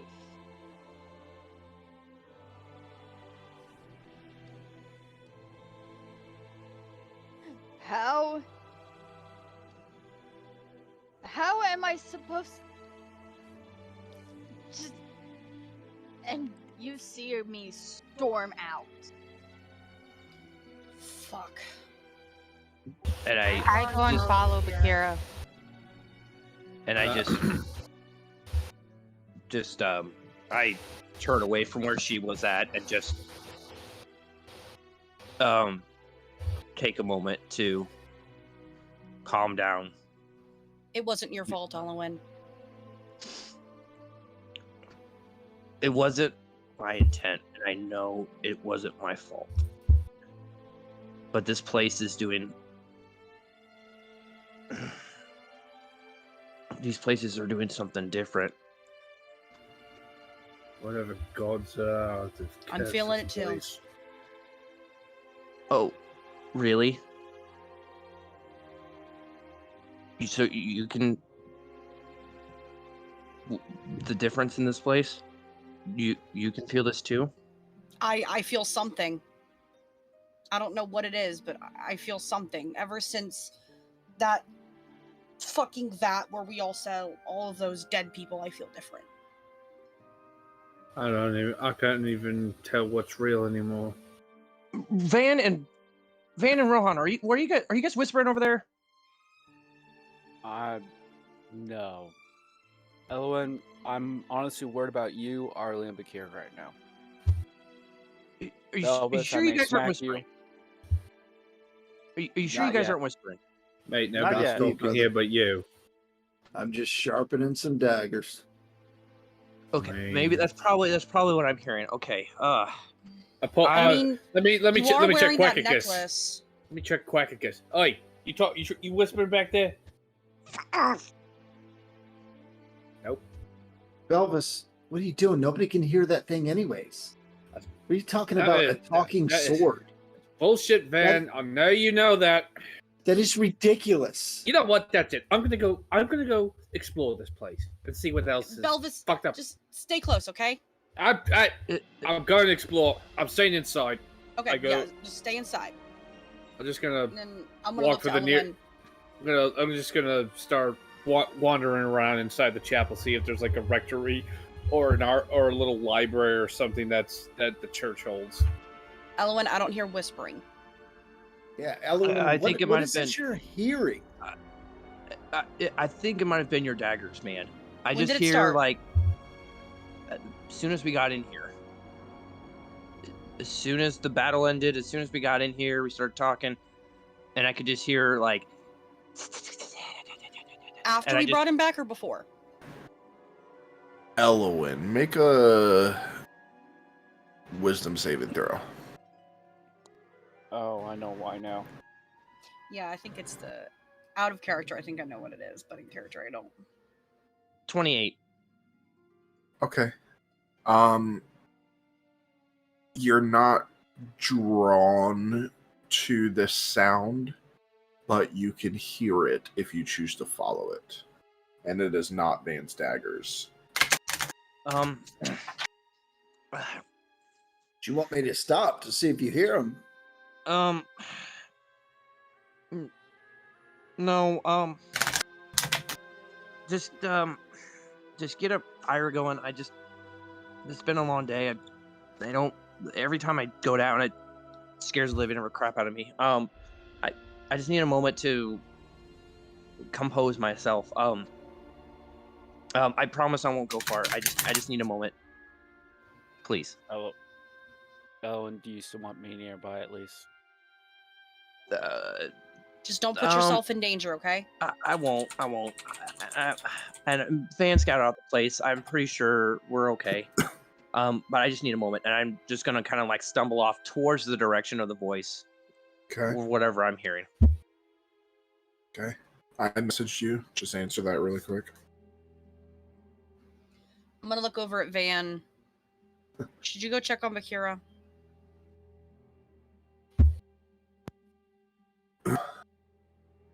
Yeah, I can go that way. I don't know if she likes to be alone when she's like this, but I don't want to overstep. I know Ari was going that way, so. But I'll take a look. All right, I didn't want to crowd her, and I'm big, so. Did I catch up with Bakira? Yeah, first, Elwyn, you follow the whispers, and it actually leads you to where Belvis is looking. Right behind where the altar and everything is a little, what used to be an office. Probably the priest's office. And Belvis, you're kind of looking around, looking through stuff. Elwyn, you walk right through the door, and you walk right to what's left of the desk. It's on it. 2 legs are broken, so it's sitting like this.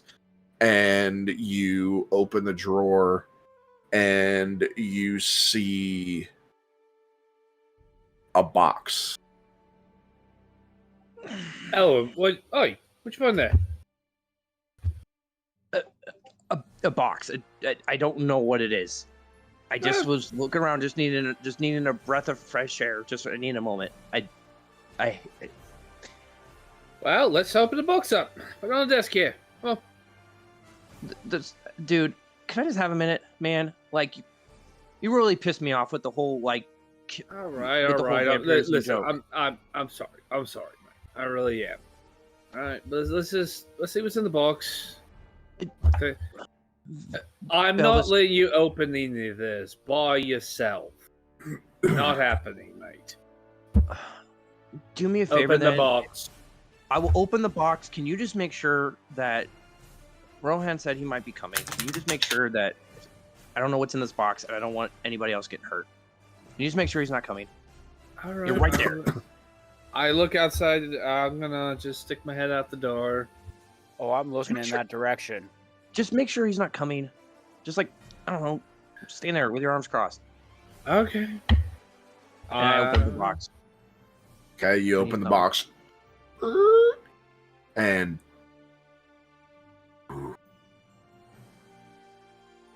these cards hover. But they are not like the cards that you have seen. I grab them really quick. You go to grab them and they move out of your way. They just keep moving every time you try and grab them. And they hover. How long do you want me to wait? Forward spell this since I see him guarding the door and I know that means trouble. Alright, Ron, just stay there, mate. And I make I make like a drawing motion with the cards to like draw a card from the top. Okay. And the first one is drawn.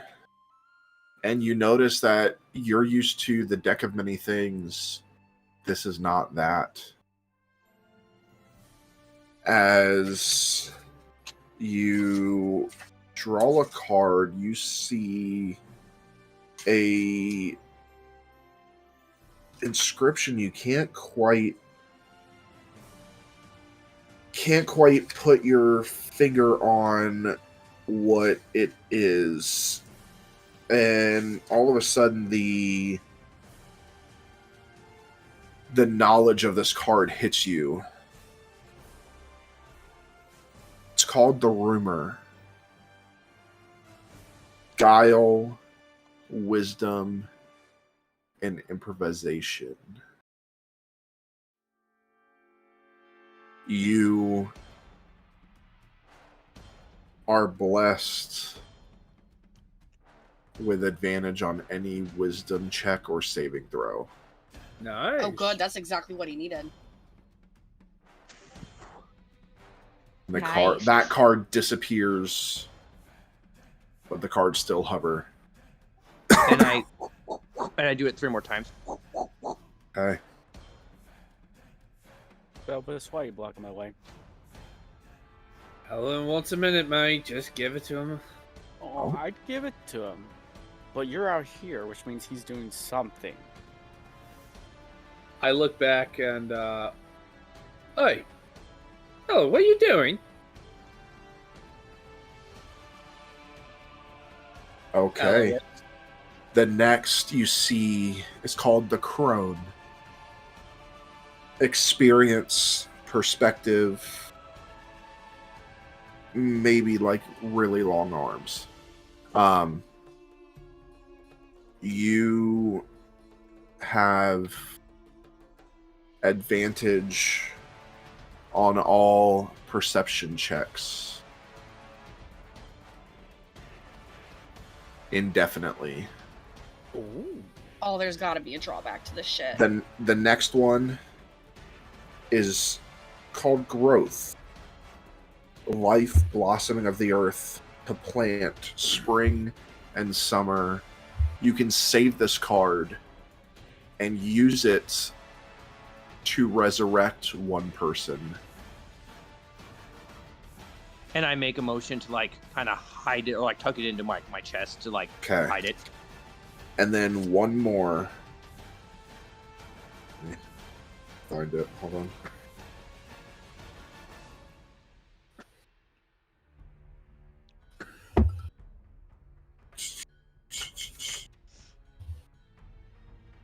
There it is.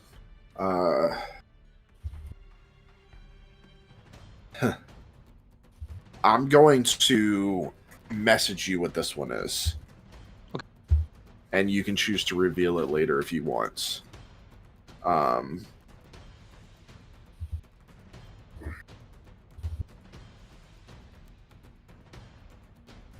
would I be seeing what's going on with Elowen? Hold on.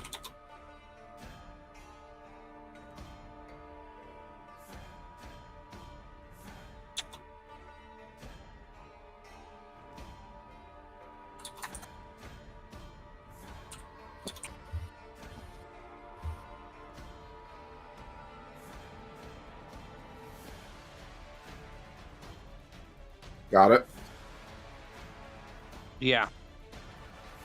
And that one tucks away. Do I get a sense of how many cards are left in the deck? There are...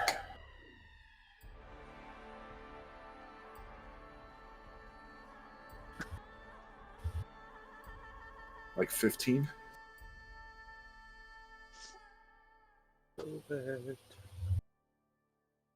And if I make a motion for them to come and hide in my like my chest or whatever, would they follow suit, or will they stay there hovering? They stay there hovering. I just do it 15 more times, just really quick, just really quick, because I don't want Belvis to see, and I certainly don't want him to start. Okay, so you're drawing all 15 cards. I'm drawing all 15 okay, cards. goodbye, Elwyn. I do not want him. I do not want him seeing this. At this point, am freaking out because if he turns around and sees a floating deck of cards, he's going to try and stop me. I got Rohan in the doorway. I am panicking. I am freaking out. I do not want them to see the floating deck of cards. Okay. Rohan doesn't know what the floating deck of cards mean. Bear with me as I look. This one is called The Traveler. The Open Road. An unexpected encounter. A stranger. Not quite sure what it means, but it disappears. The next one. The Anvil. To forge, to strengthen, to gather what is needed. You have advantage on all strength checks and saving throws.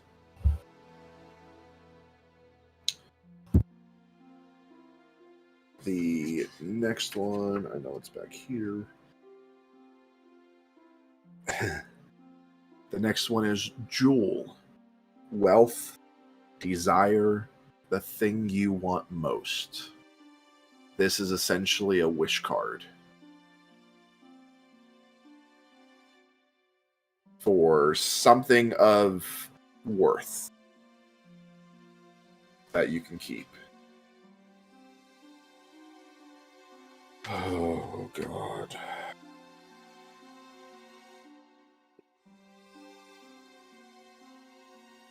Death. Well,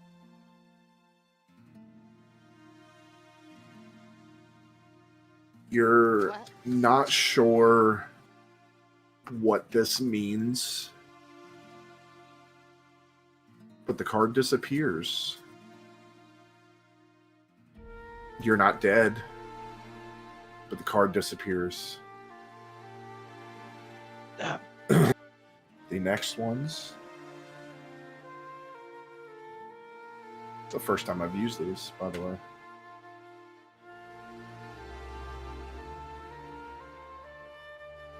These are the Critical Role tarot deck. Is that the one I got you? Yeah. First time I've used them. The next one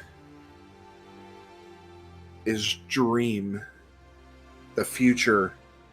Infinite possibility. The unknowable. Using this card, if you choose to use it, will grant you the knowledge of one question, no matter what it is.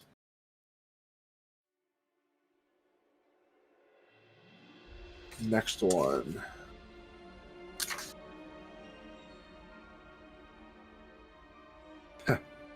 Sacrifice. Payment, the fulfillment of debt, that which is owed. This card disappears, and you sense that the deal you struck with someone, that debt has been paid. Oh. Frick!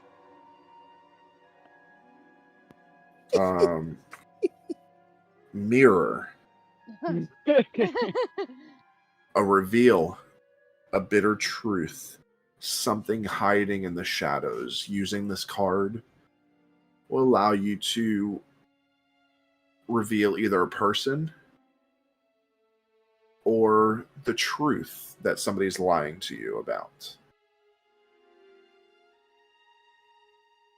Ooh, God.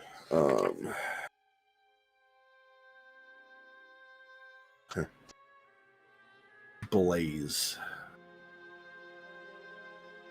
Sometimes there are consequences. Sometimes they hurt. You suffer 36 points of fire damage as the card disappears. Van, when you gave me when you brought me up when I was actually stable, was I just at 1 hit point, or did you were healed? No, like you fully? were healed.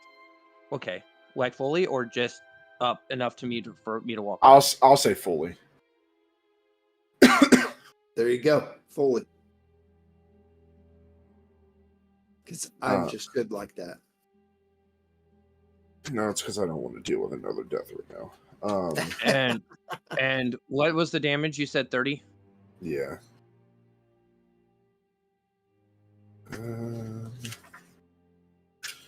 The next card is Joy. Play, delights, dance, festivity, poetry, and song. For the first time in a long time, you have this sense of joy, like when your kids were first born, or when you first married Arlie. That sense of joy and pride. You are that way no matter what for the next 48 hours. Even if somebody dies. And none of us will know why. Nope. Temple. Consecration.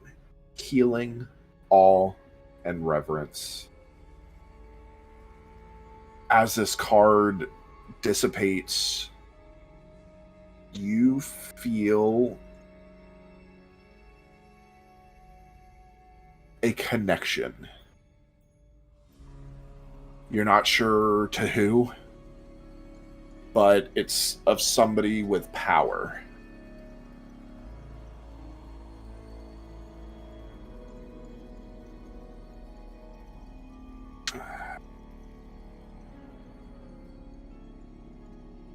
The sky.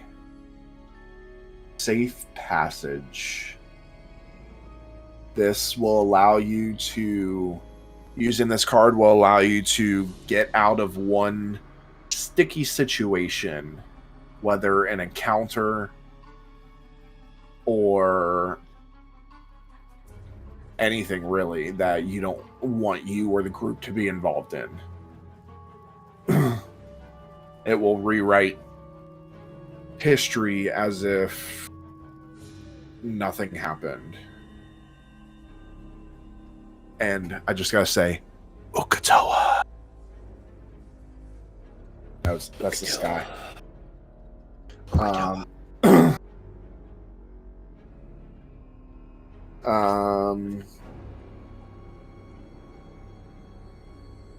Tavern.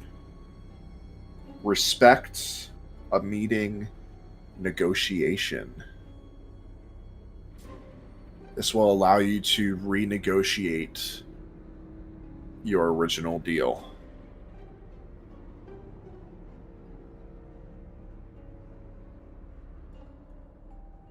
Four more.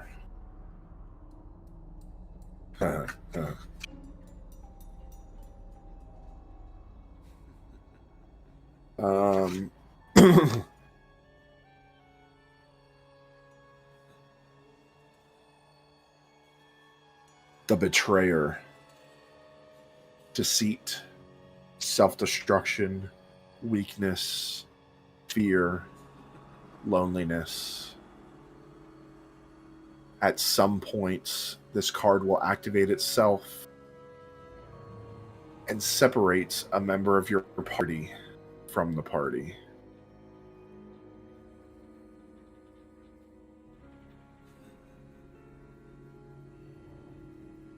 These are great cards. Do you guys prefer these or the deck of many things? I don't know. These seem safer I like so these. far. I mean, there's No. definitely I bad don't cards, know but right now. I don't trust any deck of cards. Even in real life, Caleb, you've traumatized me to decks of cards. I can't even play poker anymore. The soldier, authority, submission, rigidity. This card will have the person who is most like a soldier submit to you on all things, which is Belvis. Totally Belvis. You At better least it not ain't use me. that card. Oh, it's already used. It automatically happens. You just Damn randomly have a Dex whole bunch of element. respect for him. I The mean, you should obey judge. him at the beginning. The judge, justice, righteous authority, metallic. This reseats someone in power.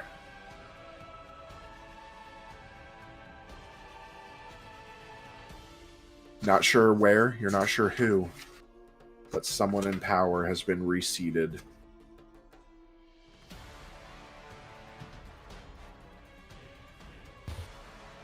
Gee, when you mean by reseated, you mean like they've lost power? Correct. The power has changed hands. Finally, the magician. Magic beyond mortal understanding. You now have access to chaos magic. Oh. Oh, what could possibly go wrong? And with that, the cards go back in the box.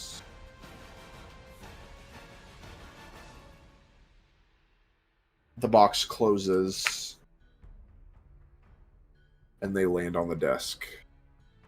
I grab the box Okay. and just I grab the box and just tuck it into my robes. Okay. I turn. All right, Bill, I am feeling so much better. Thank you so much for giving me the time I need to clean my head. Woo! I am feeling good. Woo! All right.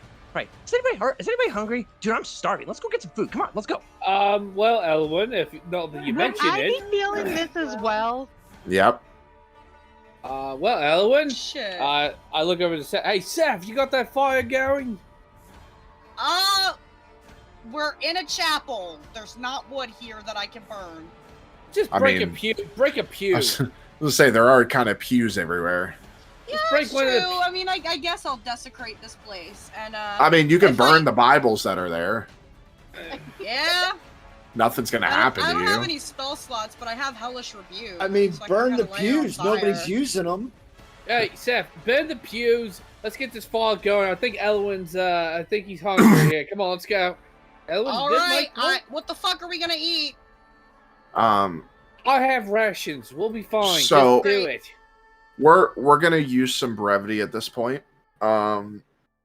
we're gonna say, Bakira, as much as you are angered and upset at this, you realize the need to be with everybody for safety more than anything, because this place is a nightmare. So everybody bundles up, eats around the fire, and drifts off to sleep. Everybody can take a long rest. I would like to take the first watch, though, if there is a watch. Yeah. There's. I'll say, sake of brevity, we'll remove a watch. Okay. Now, you wake up as well rested as you can in this place, and I turned to Aloe and was like, why am I feeling so fucking happy right now? with a smile on your face, of course. Isn't this just great? No, it's not, because I'm terrified, but I'm also fucking happy. Are we noticing this? I want to Oh, yeah. please say. What Ali, happened? you. What's going on? You. Dude, I Dude, don't Is your face know. frozen? I wish it was, because man, this happiness and joy that I feel right now is just whew, off the charts. At least some of us are. Off the charts. All right, I think we should continue our journey to find some Austrium. Get us out of here. Find everybody Yeah. else. So, you guys exit the chapel expecting to see daylight, because that's what you're used to, but no. Just darkness still. Oh, of course. God's forbid we actually get a sun in this place. And I mean, the gods are dead. I So mean- as that's why we don't. you venture out, the land seems to have shifted again. You Guys. Sorry, go ahead. I was just gonna say, guys, why do we need light when I can become poof, and I pop out, and using Apollo's magic, I brighten up using Apollo's radiance. There. Ugh, Now God, we that's have right. light. Well, Okay. thank you. Thanks, Elowen. I very appreciate you doing that, mate. Okay. And I put Um, Arlie on my shoulder. I'd have guessed As- this is gonna kill me. As you venture out of the chapel, you find yourself standing on the outskirts of a desolate forest. The towering trees reaching towards the darkened sky. The dense canopy casts a somber shade, enveloping the surroundings in an eerie gloom. Shadows seem to dance and twist among the gnarled branches as if animated by an unseen force. The forest path ahead winds its way deeper into the heart of the woods, beckoning you with an unsettling allure. The air is heavy with an earthy scent, mingled with a tinge of decay. The ground beneath your feet is blanketed in a thick layer of fallen leaves, muffling your footsteps as you tread cautiously forward. As you journey further into the woods, strange shapes and forms begin to manifest amid the dense foliage. Murmurs and rustlings echo through the trees as if unseen eyes watch your every move. Ethereal light flickers in the distance, teasing glimpses of something otherworldly hidden within the depths of the forest.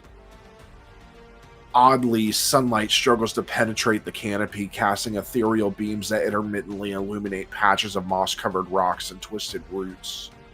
The atmosphere is suffused with a sense of ancient secrets and untold tales that whisper through the wind.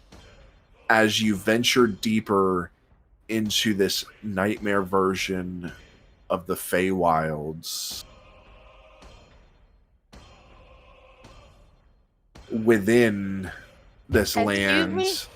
Excuse Did you just say what I think you did? Aren't the Feywilds bad enough? We gotta go to the nightmare version? the atmosphere becomes increasingly twisted and surreal. The once vibrant and whimsical realm of the Fey has been corrupted. its beauty warped into grotesque manifestations of otherworldly nightmares. The flora of the nightmare Feywilds takes on a nightmarish visage.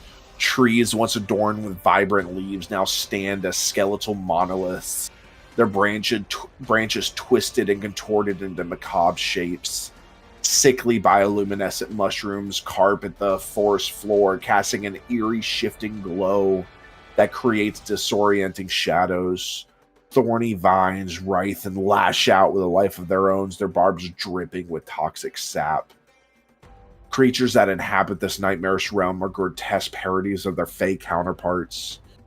Beautiful creatures now bear distorted features, elongated limbs, and jagged teeth. Their once melodic songs have transformed into haunting, dissonant melodies that send shivers down the spine. The air buzzes with disconcerting flutters of insect-like creatures, their wings a kaleidoscope of unsettling colors. The landscape itself undergoes disturbing transformations in the Nightmare Feywilds. The terrain warps and contorts, defying natural laws. Hills roll and twist in an unnatural way, creating disorienting slopes and valleys that shift underfoot.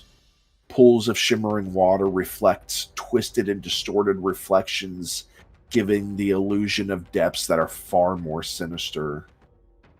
As you traverse the Nightmare Forest, you come across deranged versions of Feywild landmarks.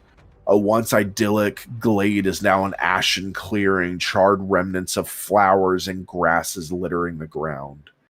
The sparkling river that once brought life now runs dark and oily, emitting noxious fumes that makes the eyes water and throats burn.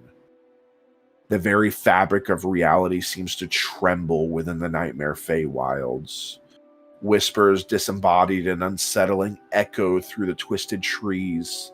They speak of forgotten nightmares, reveal fragments of secrets, and taunt you with dark riddles and promises of terrible revelations. The whispers seem to emanate from unseen sources, making it difficult to determine friend from foe. Within the corrupted Fey realm, the line between dream and reality blurs. Illusions play tricks on the mind, distorting perceptions and leading you astray. Shadows dance and shift with a sinister life of their own, seemingly alive with malicious intent. As you continue your journey through this eerie forest, you come across a small clearing enveloped by ancient gnarled trees. In the center of the clearing stands an old stone altar covered in moss and partially obscured by overgrown vegetation. The atmosphere in this clearing is suffused with an unsettling aura, heightening the sense of dread and unease. While the clearing itself appears to be somewhat safe from immediate threats, you can still feel a palpable sense of lingering malevolence. The wind whispers through the trees with an otherworldly moan, and shadows dance ominously around the edges of your vision. The very air seems to carry a hint of lingering curses or ancient rituals. Here, you may choose if you wish to rest for a minute, eat, or you can continue to venture forth and get out of this place. I go to a bush and I throw up. Okay. I crawled. Do I see this? Her I'm throwing just doing up. it in front of everybody. Yes. Yeah, I just walk over. All of you see Safi puke. I go over to Savage and start patting her on the back. You all right? Come on, let it out. Let it out. Yeah. I would walk up to Safi and was like, "Are you feeling okay?" Belvis, go away. Girl talk. Okay. I'm very I confused, go but I will over- walk away. I go over to Safi and Arlie and it's like, "You alright, Are Saf?" you? Yeah, sorry. I've just been feeling sick sometimes. What do you mean? I must be down with sometimes? something. Just every day.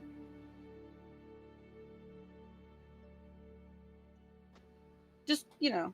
Every day? Yeah, but it goes away. It, It goes away. Yeah. Just for a couple hours, and then I'm good.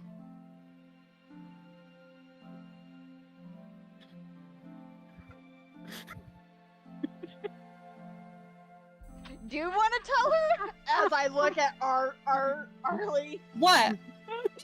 I'm okay. It's passed. Arlie, make a medicine check. I was just about to tell you to do a medicine check. Yeah. Go ahead.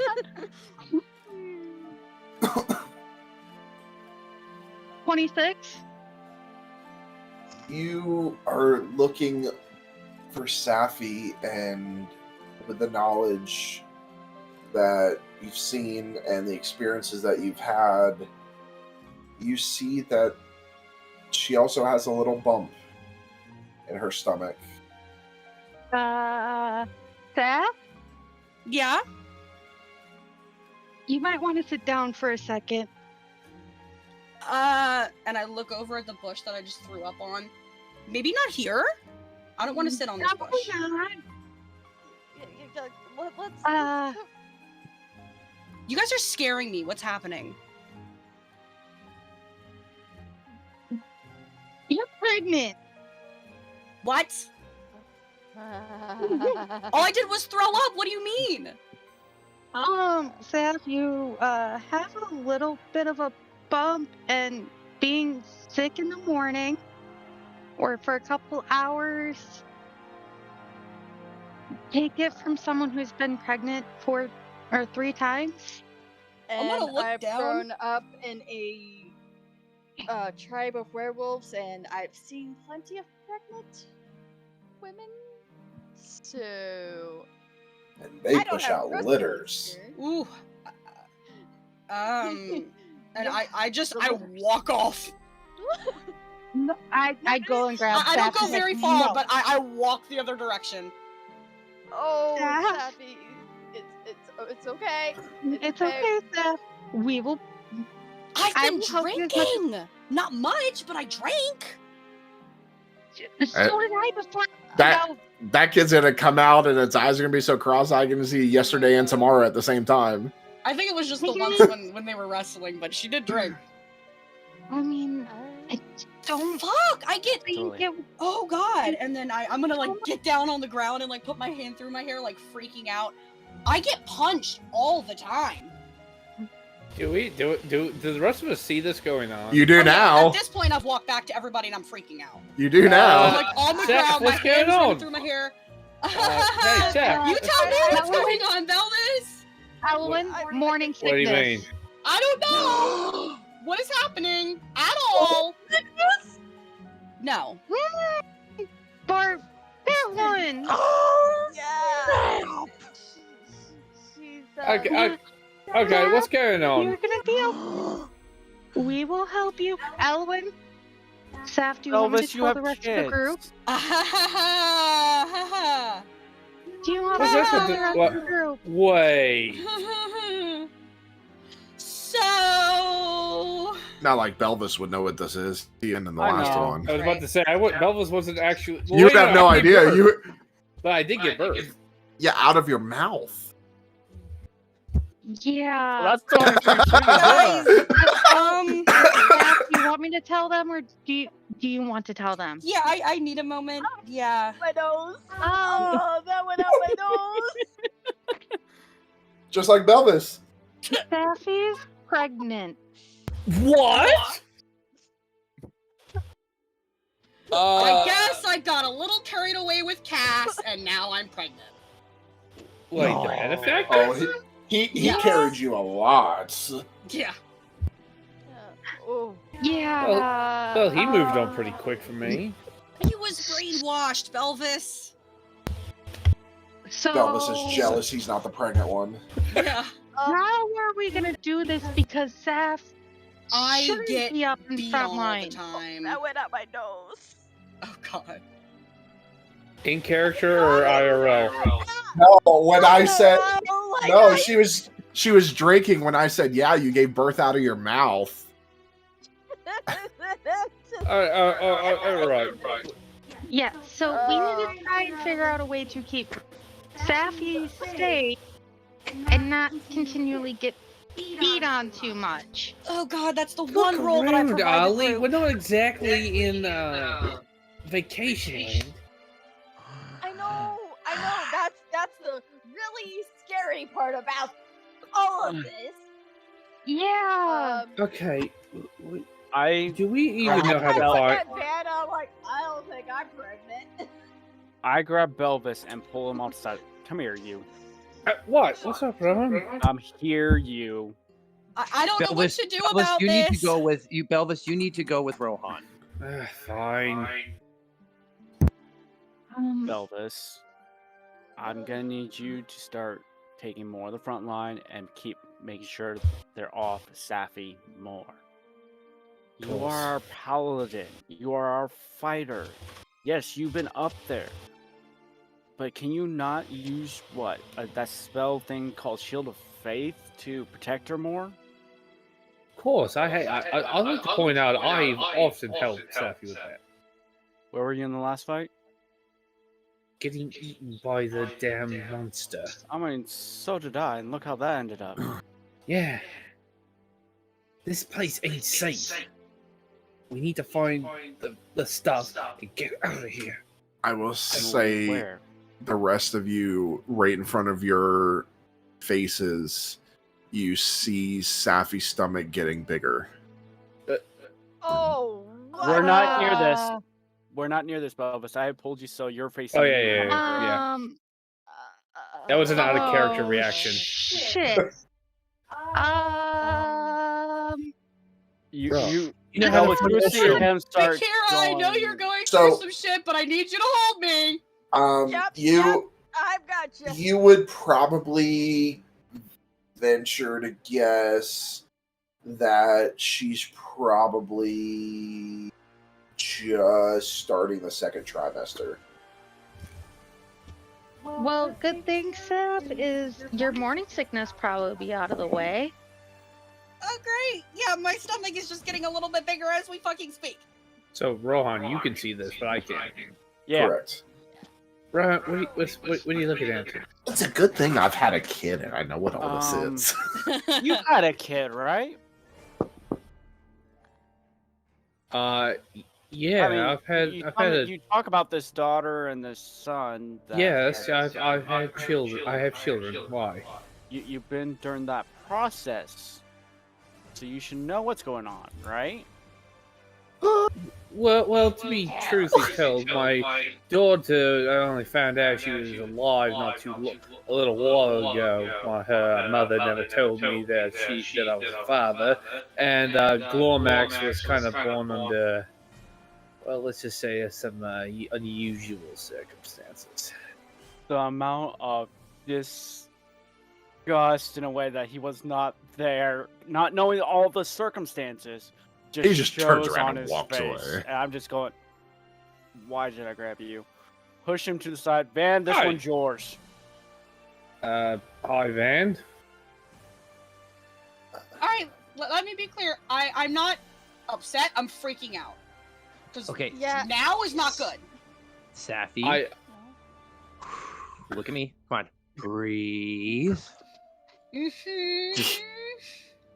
Okay, and Lamaze. Do not do what you did to me. Lamaze by I will Elwyn. kick your ass and allow Sappy to beat you up. she can beat me up. The world could end, Lamar. and I wouldn't give a care. Lamaze and by Elwyn.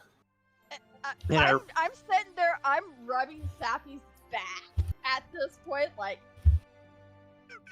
I don't. My And I eyes are reach- like slits, freaking out. and I reach out, and I reach out towards Safi's stomach. Greater And- restoration. Oh my god. That fucker No. worse. And I cast, with your permission, there is something that I think will help alleviate your mind. What is it? Okay, Nothing remember happens when? without me knowing right now. Okay, remember when we were fighting back in our world? I cast the spell Death Ward, meaning that when you drop down, when you would right before you go unconscious, you kind of had like that last middle like, and you pop right back up. I mean, you were kind of still beat up, but at least you weren't lying unconscious dead. Yeah. Okay, I'm going to cast that spell on the baby. But you're touching my stomach. Magic works really differently here. So I'm hoping that the spell will amplify and protect you and the baby. This sounds like a good idea, but we don't know how magic changes here. And if an accident happens, I'm gonna lose my mind. So okay, when we get back. Okay, that's totally doable. That's Just totally fine. because I could not handle something happening. Understandable.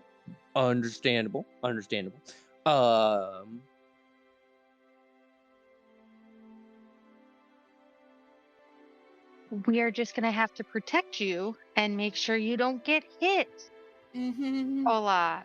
Yeah, I love being a burden. As a bird flies through and You're not a Oh my burden. God. It's the one thing that I'm good at I can't do right now. Which And is? who knows how long it's gonna happen. Yeah, Mike. What's up? Keep her safe. Everyone I'll keeps saying look that. at- Pause. I I'll will look at defend Sappy. and I'll look at Elwyn and go, is this going to be a fucking problem? No. Then I suggest we figure the fuck out.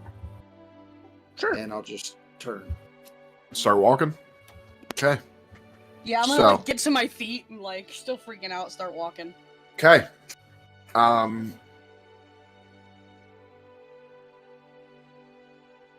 As you continue your journey through the Nightmare Feywilds, the twisted and foreboding landscape stretches before you.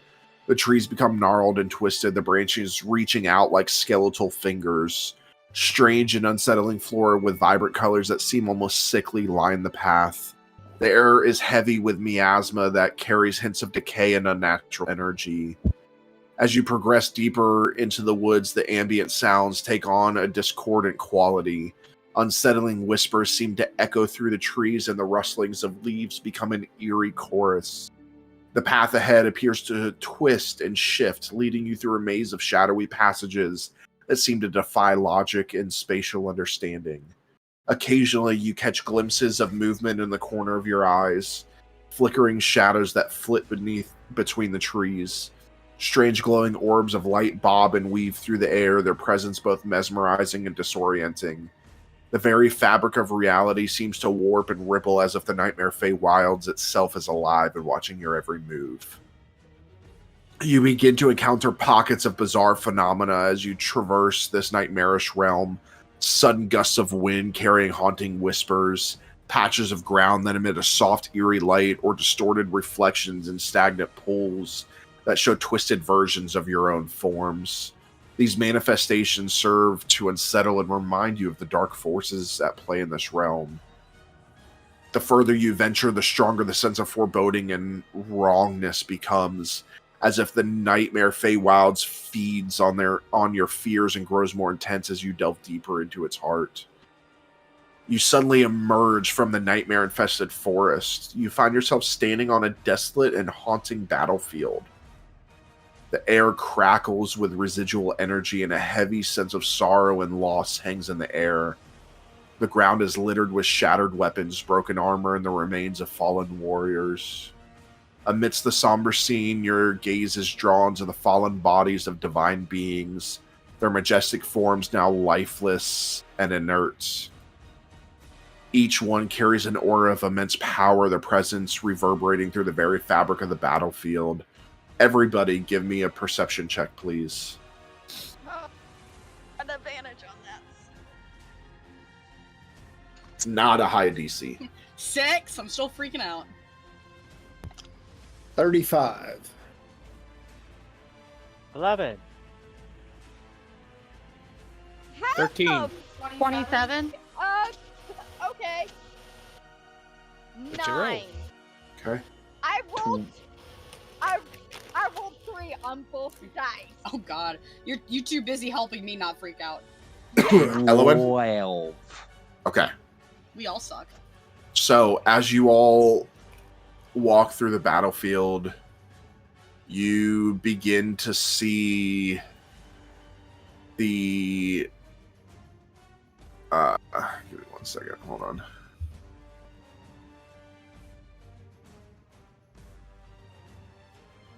You begin to look at the bodies. To your right, you see a tall, ethereal figure with midnight black feathers adorning their wings and cascading down their back. Their form emanates a haunting grace, and their presence is accompanied by a chorus of cawing ravens. This was a god revered for their command over secrets, knowledge, and the mysteries of the unseen. As you notice that this is Syl, patron of ravens. I fall to my knees right by him and just... No. To your left, you see a small but radiant and regal figure exuding an aura of vibrant life and untamed wilderness. Her skin is adorned with intricate shifting patterns resembling the colors and textures of nature itself. The deity of the natural world, protector of forest animals and the cycle of life and death, the wild mother, Daff. I run up and collapse and hold Daff. Just beyond, you see two tieflings with distinctive features side by side, their bodies twisted and broken. Their expressions carry an internal pain and anguish frozen in time. These tieflings, whose names are whispered in hushed tones by those who knew them, were powerful warriors and protectors of their people.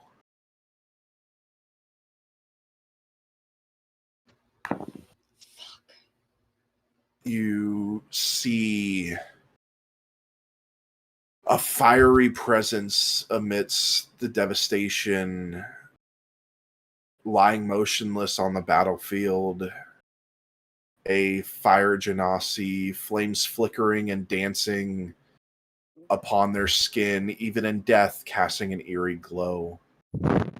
They were once known for their mastery over fire and their unwavering devotion. You see a towering figure clad in shining armor, Aegis, the god of protection, defense, and justice. His body lies motionless, a colossal shield shattered beside him, a testament to his unwavering commitment to safeguarding the realms. You see a graceful deity with luminescent skin and flowing silver hair, Lunastra, the moon weaver, the goddess of magic, dreams, and the ever-changing moon. Her lifeless form rests peacefully surrounded by faint traces of celestial lights. Varath, the Storm Lord, a hulking figure wreathed in storm clouds, the god of thunder, light, and tempest. His form lies broken, crackling with residual energy, and the ground around him bears a scorch mark of his final battle. Valeria, the Radiant One, a radiant figure with golden wings and a halo of light, the goddess of hope, healing, and divine blessings. Her lifeless body exudes a fading aura of warmth and comfort, a reminder of the hope that was once radiating from her presence. Morgrim, the Iron Fist, a colossal being with muscles like forged steel and a visage carved from stone. Morgrim was a god of war, strength, and fortitude. His motionless form lies surrounded by the remnants of shattered weapons, an eternal testament to his martial prowess. Melantha, the Shadow Dancer, a lithe figure clad in dark, shadowy garb. Melantha was the goddess of stealth, secrets, and trickery. Her body rests in an enigmatic pose, shrouded in wisps of shadow that seemed to dance around her still form. And finally, Zephyrus the Windwalker, a graceful deity with billowing robes and windswept hair. Zephyrus was the god of air, wind, and freedom. His serene body rests suspended in mid-air as caught perpetually in a gentle breeze. As you stand in mourning amidst the desolate battlefield, you suddenly find yourselves transported back in time to a moment of divine upheaval. The air crackles with an electric tension as gods clash against gods, each exhibiting their unique powers and abilities. You realize that you are now watching the battle of the gods. On one side, you witness Syl, the patron of ravens, a figure shrouded in shadow and secrets. Syl's piercing eyes gleam with ancient knowledge as he commands a flock of spectral ravens that dart through the battlefield, harrying their enemies. With a wave of their hand, Syl unveils hidden truths and unravels the plans of his adversaries. Beside him stands Singe, the fiery grandmother of Arlie. A force of raw elemental power. Flames dance across Singe's body as she unleashes torrents of fire upon her foes. With each flick of her hand, scorching infernos engulf her enemies, reducing them to ashes. Her fiery presence provides both comfort and protection to her allies amidst the chaos. Daff, the Wild Mother, radiates an aura of vibrant life and boundless nature. She commands the very essence of the wilderness, summoning creatures of the forest to aid in battle. With a gentle touch, wounds are mended and her allies are revitalized. The earth beneath Daff's feet trembles with her footsteps as plants bloom and the cycle of life renews. Safi's parents, whose names have become legendary, join the fray with a graceful and deadly finesse. They move as one, their combat prowess unparalleled. The air crackles with arcane energies as they weave spells and strike with precision. Their movements a seamless dance of destruction. The enemies of Safi's parents find themselves ensnared by their enchantments and overwhelmed by their devastating blows. Across the battlefield, opposing this united force are a host of formidable adversaries. These unnamed and faceless gods wield their own powers, each representing different aspects of the cosmos. Bolts of lightning clash with roaring thunder, waves of necrotic energy collide with radiant light, and elemental forces clash in a titanic struggle for dominance. The battlefield becomes a symphony of cosmic power, with spells and divine energies colliding and erupting in bursts of dazzling light and thunderous booms. The ground trembles beneath the weight of these cataclysmic clashes, as reality itself warps and bends under the strain of such godly power. You watch in awe and trepidation as the battle unfolds, your hearts pounding with the realization that you are witnessing a clash of titans. Each blow and spell cast carries the weight of the worlds, and the outcome of this divine struggle will shape the destiny of the realms. It is a spectacle both breathtaking and terrifying as gods clash against gods, the very fabric of the battlefield torn asunder by their powers. As you witness the epic clash of gods on the battlefield, you find yourselves immersed in a spectacle that defies mortal comprehension. The heavens tremble and crack with celestial energies surging across the sky and dazzling displays of light and color.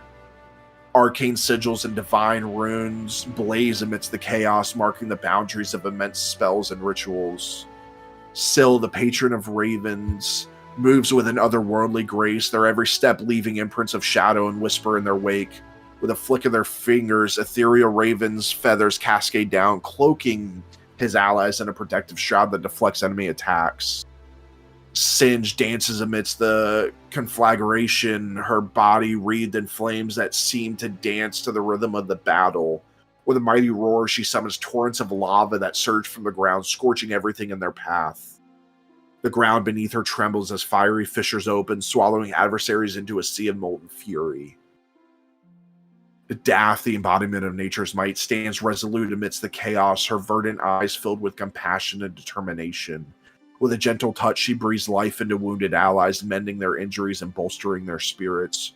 Her voice resonates through the battlefield, calling forth the creatures of the wild to aid in the fight. Ancient trees uproot themselves to provide cover, while spirits of the forest rally to defend their allies. Safi's parents move in perfect synchrony. With blades imbued with the infernal fire, they slice through the enemy ranks with deadly precision. Arcane sigils flare to life around them, enhancing their speed and strength. With each strike, their weapons sear the flesh of their adversaries, leaving behind trails of scorching agony. Opposing this united front, unnamed and faceless gods emanate their own ethereal presence. The clash of godly power creates shockwaves that reverberate through the very fabric of reality. Reality warps and bends, and the boundary between mortal and divine realms blurs. Cosmic energies spiral and intertwine, forming intricate patterns that shape the ebb flow of the battle. The air is thick with the scent of ozone and the residue of arcane and divine magic. Stand witness to this incredible display of godly might, caught between awe and trepidation. As the colossal titan Zophos, the harbinger of the cataclysm, looms over the battlefield, a profound sense of dread fills the air. Its malevolent gaze fixes upon the gods locked in combat, sensing their immense power and influence. With a booming roar that shakes the very earth beneath their feet, Zophos unleashes its wrath. From the depths of its titanic form, an otherworldly energy gathers, crackling and pulsating with ominous power. The sky darkens as if mourning the impending doom that is about to befall the battlefield. As the gods and their adversaries momentarily cease their struggle, a blinding light engulfs the entire sea, or the entire area, searing the eyes and sending shockwaves of terror through all who witness it. The light subsides, revealing the devastation left in its wake. The gods, once so mighty and revered, lie motionless and broken upon the blood-soaked ground. Their divine essence, once radiated and awe-inspiring, now fades into nothingness. The opposing forces, mortal and divine alike, are scattered, their bodies torn asunder or turned to ash. The battlefield itself is forever scarred, with deep chasms crisscrossing the once verdant landscape. The ground is scorched and lifeless, a desolate wasteland where the echoes of the titanic strike still reverberate. The ruins of the gods' celestial palaces stand as silent reminders of the immense power that was wielded and subsequently obliterated. In the aftermath of Zophos' devastating strike, there is an eerie silence that fills the air, broken only by the distant rumbling of crumbling structures and the mournful cries of survivors. The world stands witness to the catastrophic culmination of this celestial conflict, forever altered by the loss of the gods and the immense destruction that has been wrought.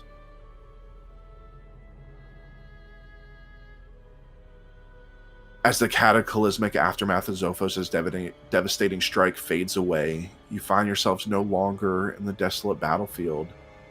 Instead, you are abruptly transported back to the horrible realm, an otherworldly plane cloaked in darkness and foreboding.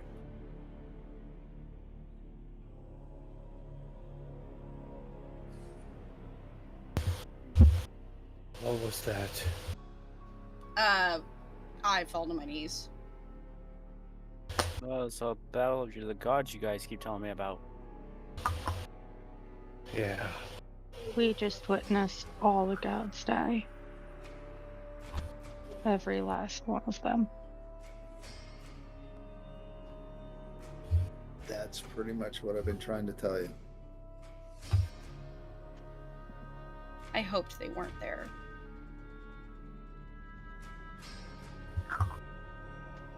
I hoped they got away.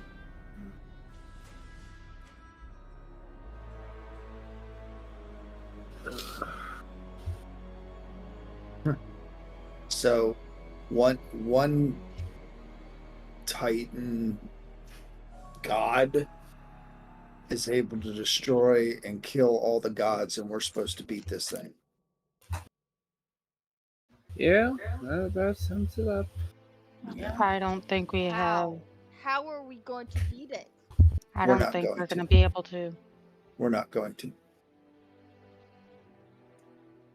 We can hurt him though. We might not kill him, No. but we're not going to make it easy for him. Yeah, but you saw him. He wiped out all the gods. We're not even going to be able to hit I him. saw Ari. We're not going to be able to hit him at all. I can't just leave him here. We can't just let him get away with it. We have to do something. Do what? Die in the process, then? We're gonna die either way. I'd rather go down fighting. I don't want the child I just found out about to grow up in a world where that motherfucker is in charge. if he leaves anything left.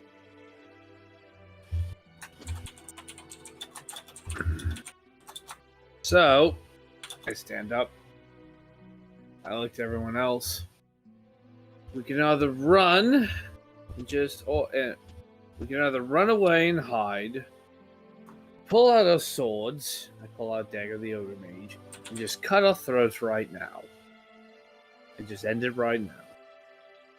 Or, but I sheath Dagger Ogre Mage, and I pull Quackicus. And I kind of just point to everybody. Or we can give that fucker Zophos the fight of his life, and we go down like fucking warriors. I'm in. You fashion yourself stronger than the gods. I didn't fashion say myself anything not too about much of a fucking bitch to winning not fight Rowan. back. I Hey, said about going down fighting and Hey. making it good.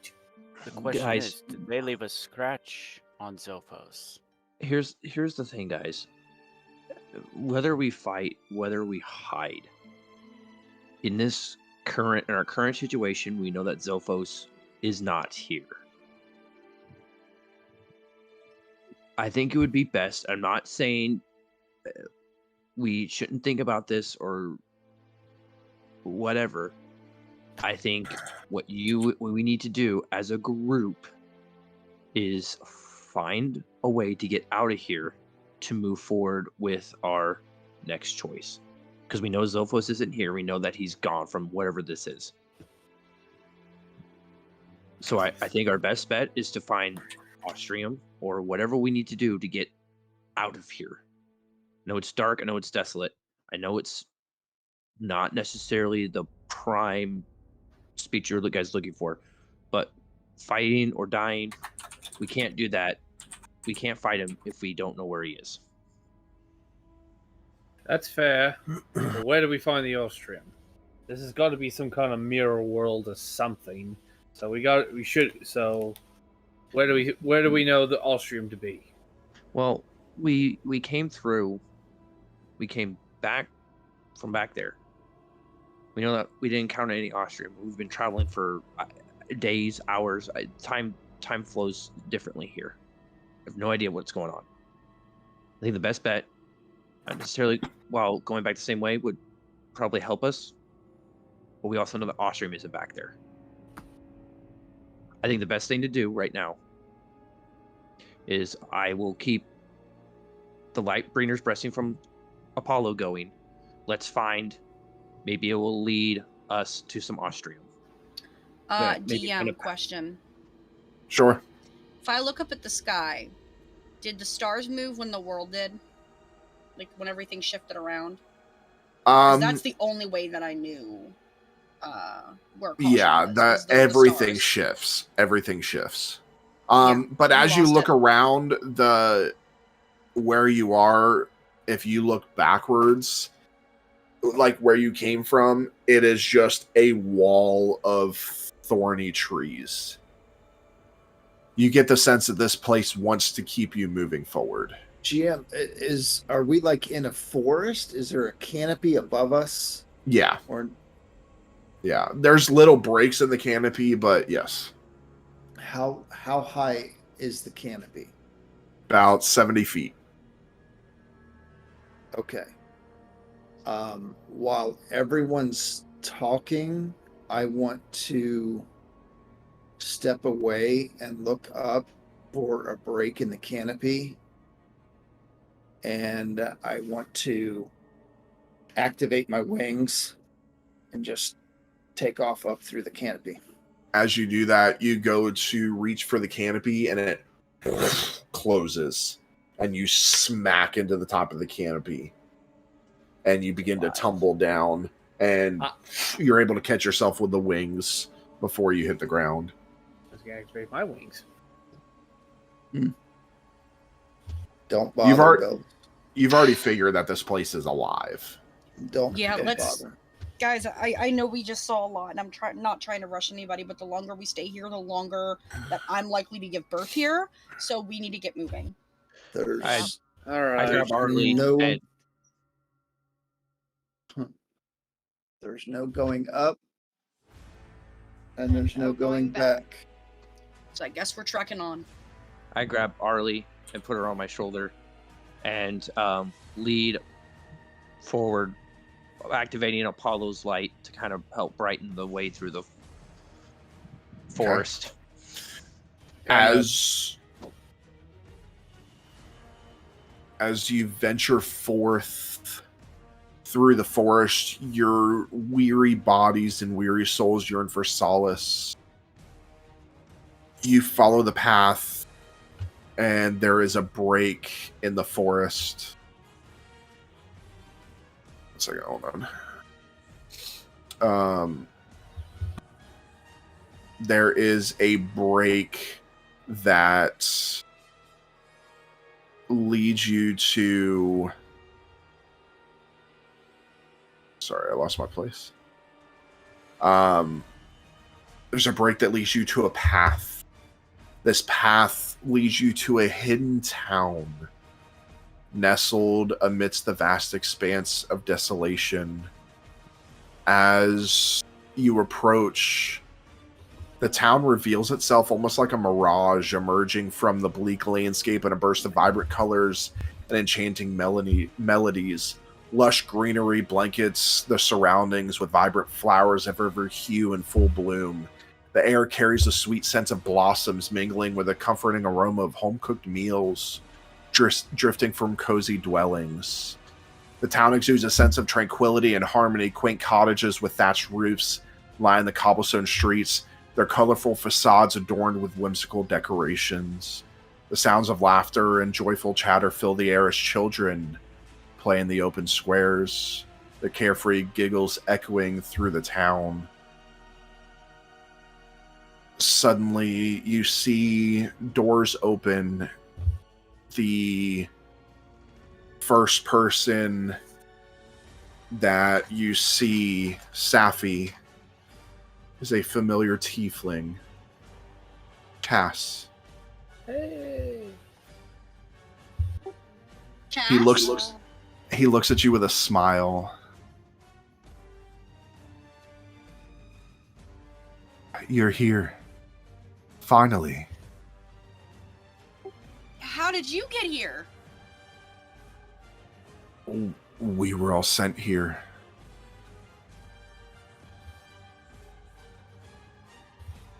He grabs you and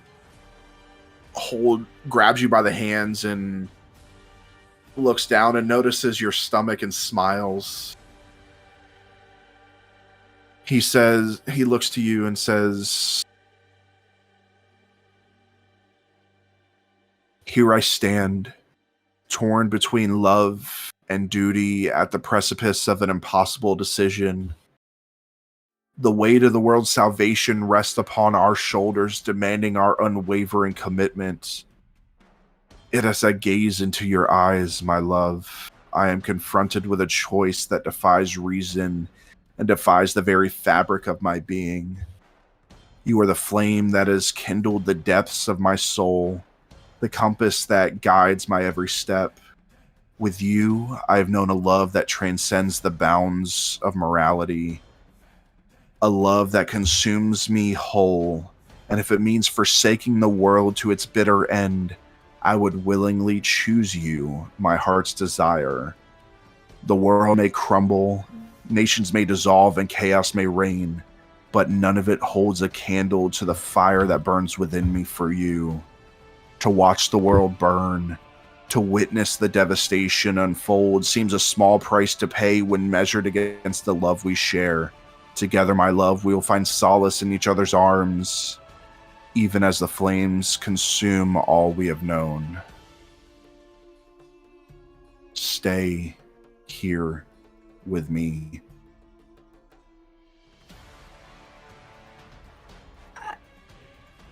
My parents are dead, Cass. I can't just... No. He looks over his shoulder. The door opens and your parents walk out the door.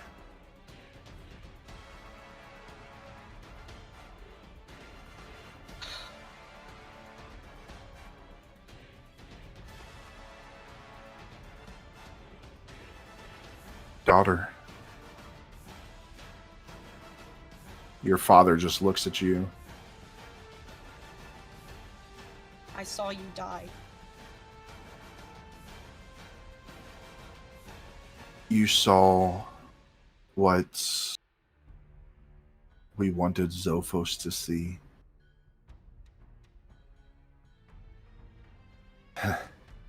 We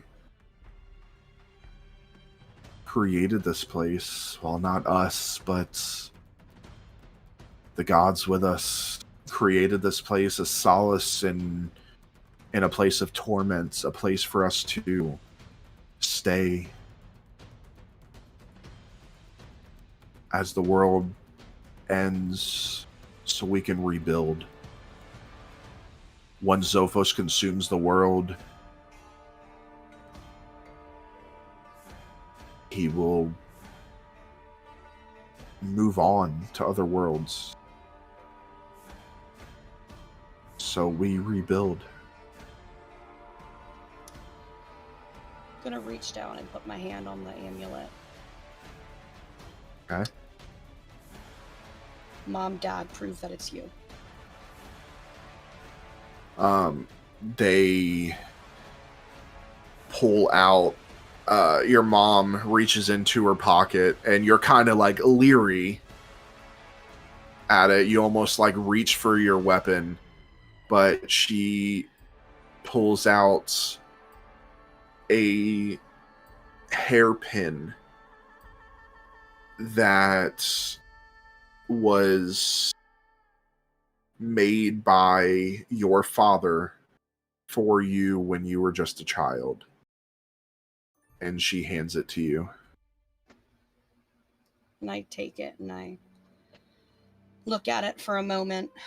You had an exact copy of this hairpin when you set out on the first adventures before you were killed. And that one was lost. Do they have their necklaces on? They do. I'm going to... Because I know this place fucks with people. I've seen them die twice. If you want to do an insight check, you can. Yeah, and the way that I want to do it is I want to take a couple steps away, put my hand on the amulet, and whisper into it, because I know that only the people that I'm messaging can hear it. Okay. And I'm going to whisper our last name. And, Tyrannosaur, as quietly as I can, and I'm going to look back to them. Okay. What you did I do say? that. Tyrannosaur. Right, I'm going to roll the insight check. Okay.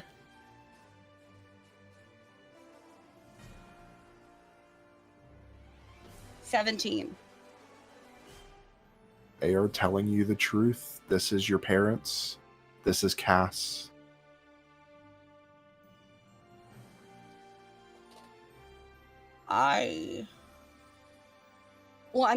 First I run up and hug them, all three of them. Before we get to your answer, I want to jump to the next person that comes out from another building. A short, very short woman walks directly up to Arlie. Daff, the wild mother, the aunt of Arlie.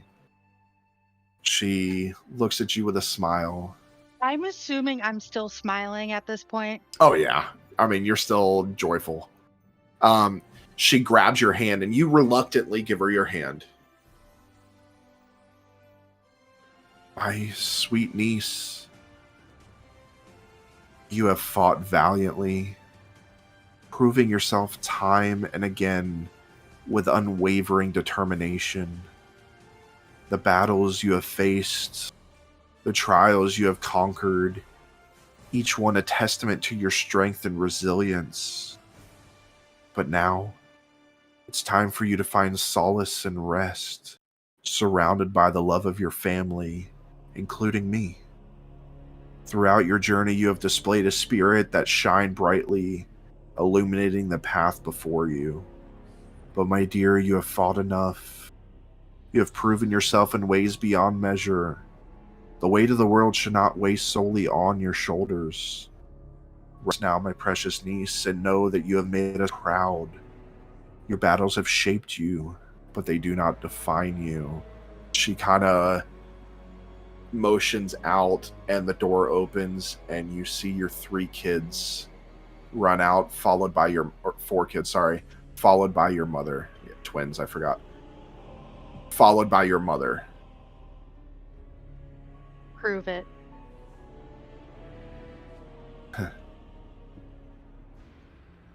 How else would I know that this joy is an act? God knows you've never been happy in your life. Yeah, as I look up, I look over to Ellen. Someone did something fucked up. What's my middle name? I don't know it. Yeah, I almost did that too and didn't say it, but I was like, guys, I didn't create all of your characters. Oh, that's right. I did create that one. Yeah, you did. That's right. I forgot. Guys, you guys have been through so many fucking characters. 3, that's all. Lavandula. Named after the flowers in the Feywilds. Yeah, I still curse Mom for giving me that name.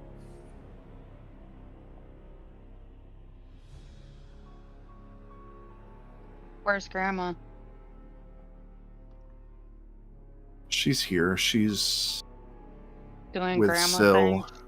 She's with Syl and everybody else. And out the door, you hear scooting out of the door. You see a large minotaur. Now I'm calling bullshit because I saw him die due to the fact that the person that I unfortunately share genes with. Let's see if I can get as stupid as he is. I'm used to Maresh's voice, but Maresh is a lot smarter than Argos. Like if you're gonna like for Argos, just do Maresh, but like do deeper and just like think simpler words.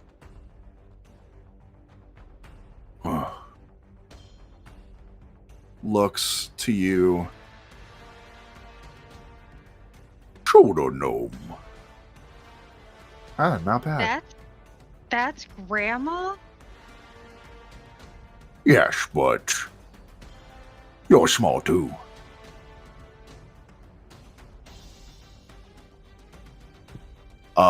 You still have memories of Korth? Of course. But Argos is more fun. What did he do to me? I'll message you. I'm thinking. You're doing fantastic. You're doing fantastic. Yeah, spot on. That's great. Yeah. I'm thinking. He like thinks for a second, and then he pulls out a pitcher of ale and chugs it. That's confirmation for you enough that it's him. But he made you forget him, me, him. I don't know.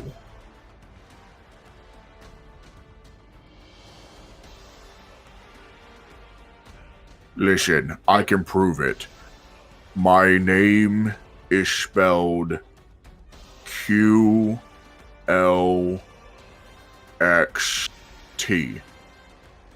And Not even close, Grandpa. oh, well, I'm still learning. I looked to my mother, tell me something I only would know. And I speak it in Gnomish. And in Gnomish, she responds,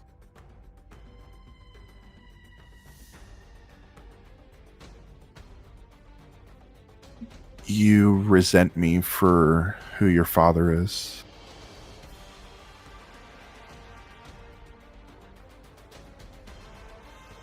I go up and just, like, essentially throw myself onto everyone. And the kids come up and hug your legs. They're each one of them is one is wrapped around each leg, and the other two are trying to climb up and grab onto you. Half of them are almost your size already. They took after Elowin and their height. And I'll say Elowin's there as well. But before we get your answer, we're gonna move on. As another door opens, a small Lokatha walks out up to Belvis. I bend down to hug her. She actually hugs you. Oh. Like, and then she kind of pulls away.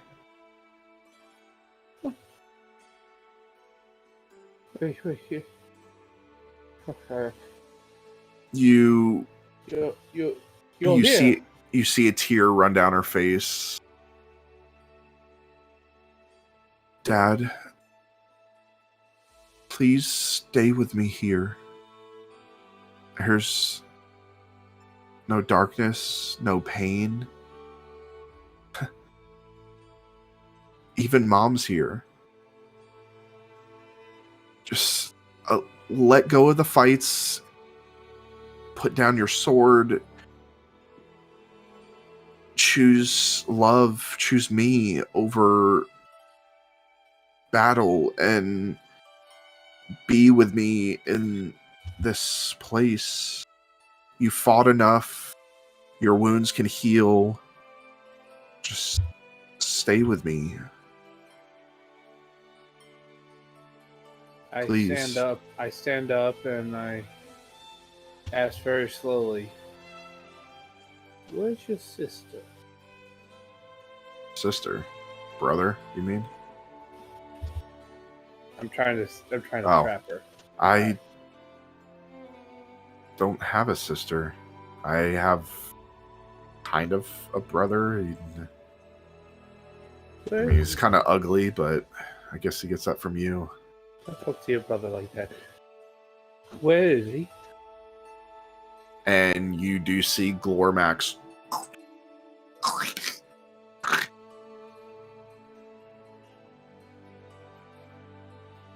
doesn't speak, but he never really did anyways. Or he did it in an impossibly deep voice that someone put on there. I just kind of... Do I hug him? Can I hug him? Will You can, yeah. Like, am I physically able, or is he Yeah. just gonna... Yeah, no, you can hug him. I go to... His form's a little weird. Like, it is thick enough that you can, but if you hold him long enough, you'll start sinking in. I give him a nice, "Oh, so good to see you, son," and I just kind of get off. And then before we get your answer, Rohan, your Charlie comes walking out.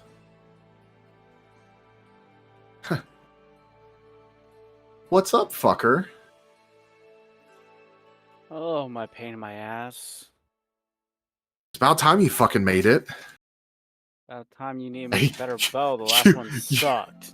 You right away that's your fucking sister, because Oh, nobody. yeah, that's why he's the Mm. only one that probably can get away with disrespecting her tools and stuff. I had to leave the dinosaurs behind, but this place is fucking amazing.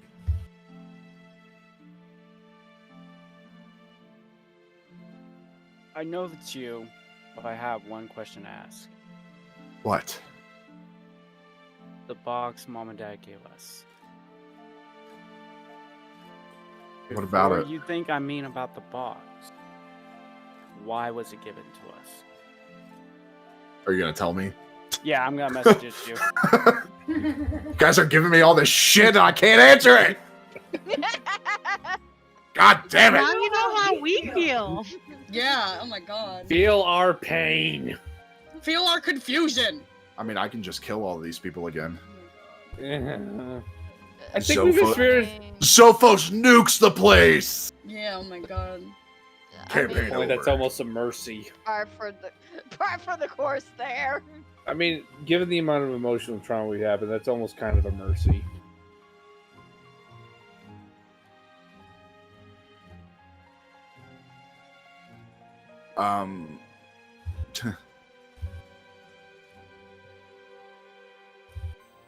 So only you know that. Yes. Well, no. Okay. The reason why they left. Oh, is okay, only he okay. knows. They left it as some stupid fucking legacy. I don't fucking know. All I know is they abandoned us. They didn't abandon us. You were just too young. Yeah. Whatever. I don't care. This place is great. I want you to stay, but I mean, you're gonna do your own fucking thing anyways, so.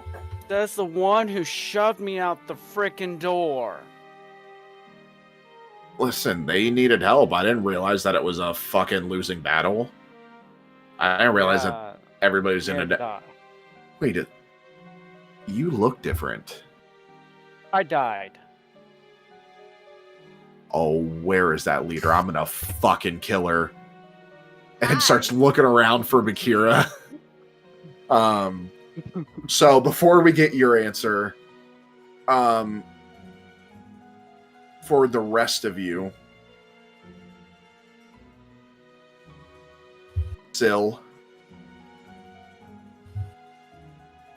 Singe, Yeah, but I know my answer. and Sobek walk out. And they stand there almost at there are statues emanating the gods. There you see Sil, you see Daff, you see Sobek. They're almost standing there. Singe, the odd one out, not being a god, but being as close to the gods as possible. Sil waves everybody over, and all of you can go ahead and gather. I'm gonna try to pick up my sister. She'll let you.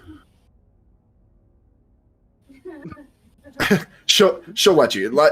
So remember, she also hasn't seen you in a long time, and this place This is fair. this place also, as much of an attitude as she has, this place does give everybody a joy because they feel the calmness and the protecting of this place as opposed to what's going on in the world. So people are acting a little bit differently, but it's also been a few years since you guys have been able to be somewhere in peace. So Sil calls everybody over and he looks around. Well, aren't you all a sight for sore eyes? He Who are looks to you? Van. Harley looks to Sil and is like, "Hey, Sil, what's up?" I bow respectfully. Hello. Saf, He I'm looks- still unsure. He looks to Van.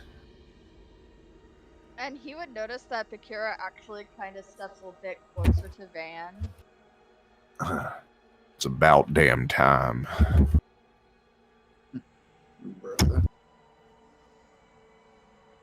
Listen, I know this has been a mess. We thought we could win, but he's just too strong. So, myself, Sobek, Daff, we took the power that we would have used to end him, or tried to end him, and created this place in the middle of nowhere.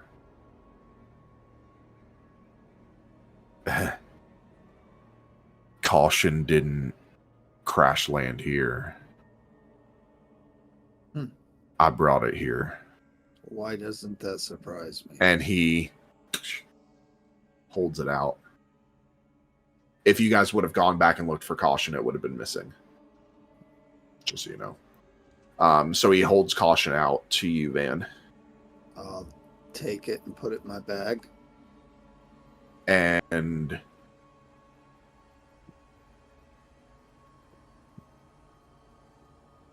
y'all needed to go through the fire to get to the peace. To ensure it was y'all actually coming here and not his people. So why did we see the dead people in that lab?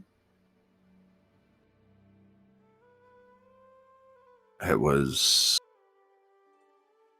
a test of willpower and the test of your minds. If you could push through the pain and destruction, seeing all of us dead, then paradise was ready for you. You must understand how hard this is to believe. As much as we want to. One second. And he lets out a whistle, and you see that tall, lengthy shifter walk down these stairs. You guys kind of get on guard, and he holds his hand, Syl holds his hand up, and you see it shift to Charlie.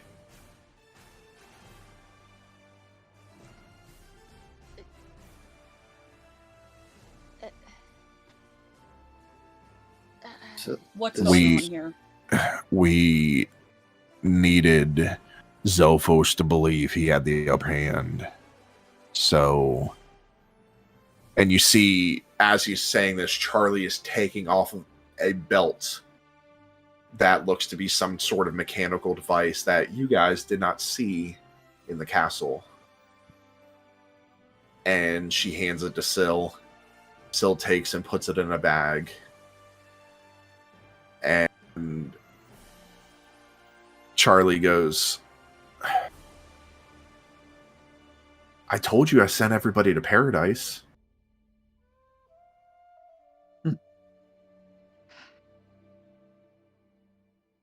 I've missed you guys. Except for you, Belvis. Oh yeah, it's definitely Charlie. Thank you, That's Charlie. that's Much Charlie. appreciated. Wait, so you guys gave up? we Actually gave up. we didn't have a choice. It's listen. What you saw on the battlefield, that was real. We were able to leave an illusion of our death, but he would have killed us. And if he can kill us, if he can kill gods, there's no point. We would rather rebuild the world with all of us in it than have no world at all. And if he comes for this one too? He consumes everybody in a world and moves on. He will move on to the next world,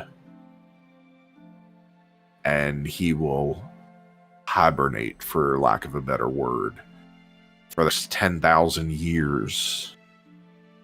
This place here, though,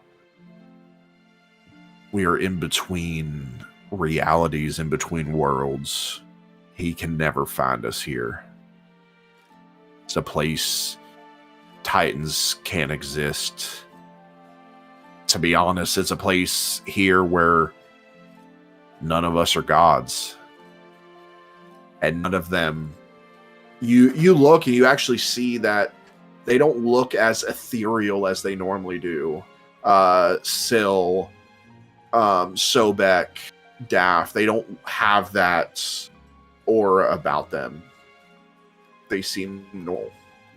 And in this pocket realm, God's powers don't work. Titan's powers don't work. They are just normal people. We gave up our powers to have you here and to be with y'all. So, he looks around. Van and Bakira, y'all can finally be together. Y'all can finally get fucking married.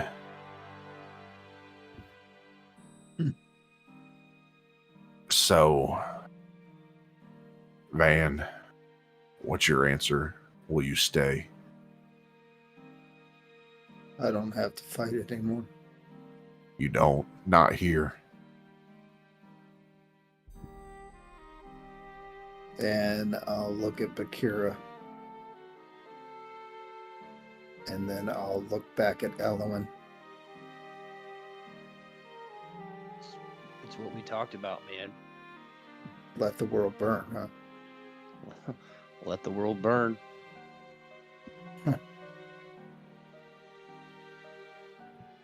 I'll look back at my brother. And I'll hold out my hand. And I'll pull him in for a hug. He'll hug you. On one condition.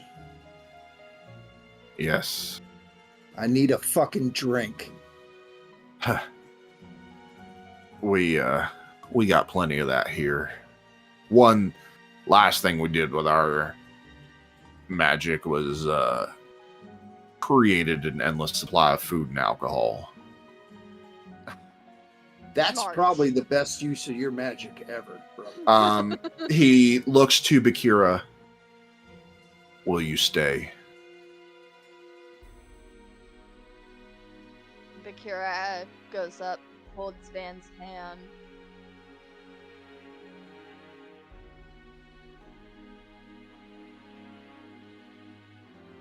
Yes. He looks to Elowen. Will you stay? It's... I always knew what my destiny and what I truly wanted in this world. So yes, I will stay. Looks to Sobek. Will you stay? Sobek, I'm Or sorry, already- Rohan. Sorry. Too many characters. I pull my Charlie closer, go try to take my sister from me.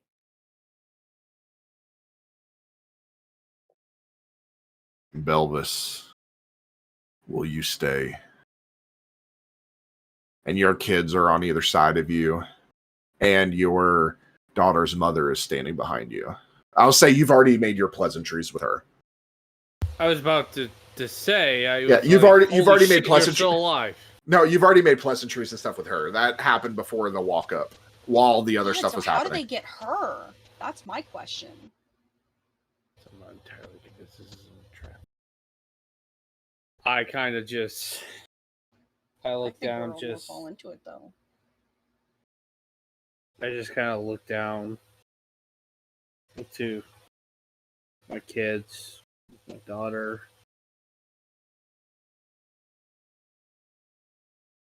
I'll stay. Arlie, will you stay? With, of course, your kids surrounding you, your mother, Singe smiling at you from the front. I grab Elwyn's hand and like, yes, I will stay. Very well. Now, you're all gonna die. I'm kidding. I'm Gonna like, die. No. Sophos Now. nuke. Oh yes, I'm sorry. Safi, will you stay? He's just like, fuck it, Yeah. Safi. Well,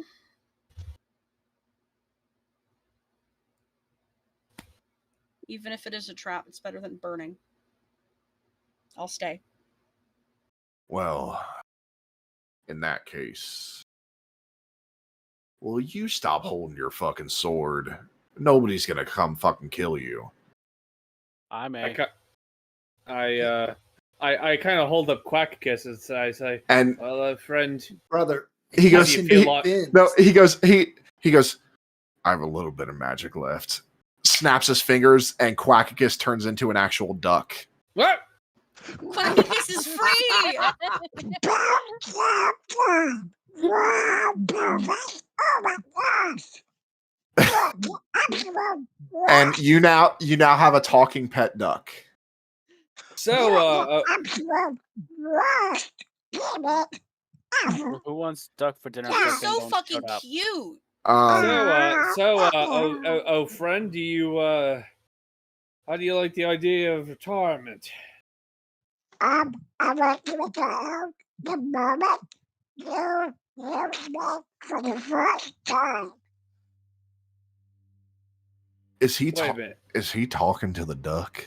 He He's thinks talking to the it's duck. real. He swore that the sword talked to him the whole Hey, time. don't talk to me! Yeah, he's just kind of weird and has Oh, a few. it was- I don't know. Oh, I that just was kind of, I just kind of hold Quackicus like, they're all right. That was a- they're right. a cursed sword. Definitely. He looks around. I He just keep patting him. smiles. He smiles, and he says, "Well, let's go get a fucking drink." Let's Oi. go. You got any breaded cheese here? Oh, yeah. Of course I do. And he leads you into the tavern, aptly named the Scarlet Tavern. As you all pile in, this town is large. Everybody drinks, parties, eats, has fun for the first time in a long time. The kids are playing with each other, running around. Belvis, Charlie, and your daughter are on the corner tinkering like they always do. Charlie. That she has actually joined, so both Charlies, and they look eerily similar. A little bit of differences, so you guys can tell them apart. But you guys party, and eventually the night ends, and you all retire to the different houses that your families lead you to. These houses are the picture-perfect houses that you have dreamed of. And you all get home. And I want each one of you, I'm going to go to each one of you, tell me how you symbolize your retirement. Arlie. Just being with family and kids and Alan and just being safe.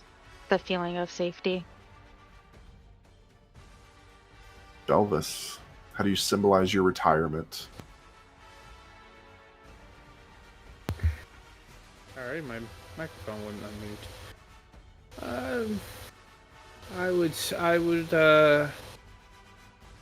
Actually, I think Belvis would start to try and write about his exploits, and then on leisurely days he would have mock practice with his kids and teach them how to fight like he would. Not intense training, more like half-hearted, half serious though. He's obviously not a kids aren't going to be slackers when they come to defend themselves.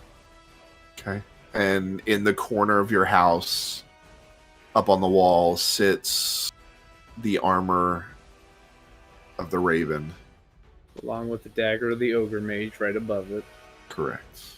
And also roaming the grounds is Quackicus. Yes. Bakira, how do you symbolize your retirement?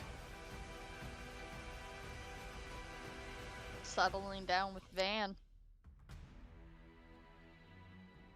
Planning a Whatever. wedding.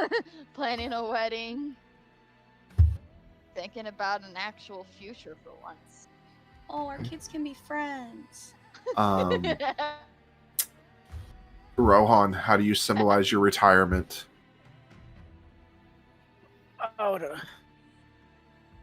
At peace, because he finally completed what his parents asked him for, to always watch over his sister. As she would always tinker, he would always happily test the things, much to his regret. But still, tell her when she does something wrong, encourage her to improve it more. Van? I would take off the cloak and hang it up and take out my 2 daggers and put them on the mantle above the fireplace and focus on tinkering for other reasons than battle. Okay. Elowen.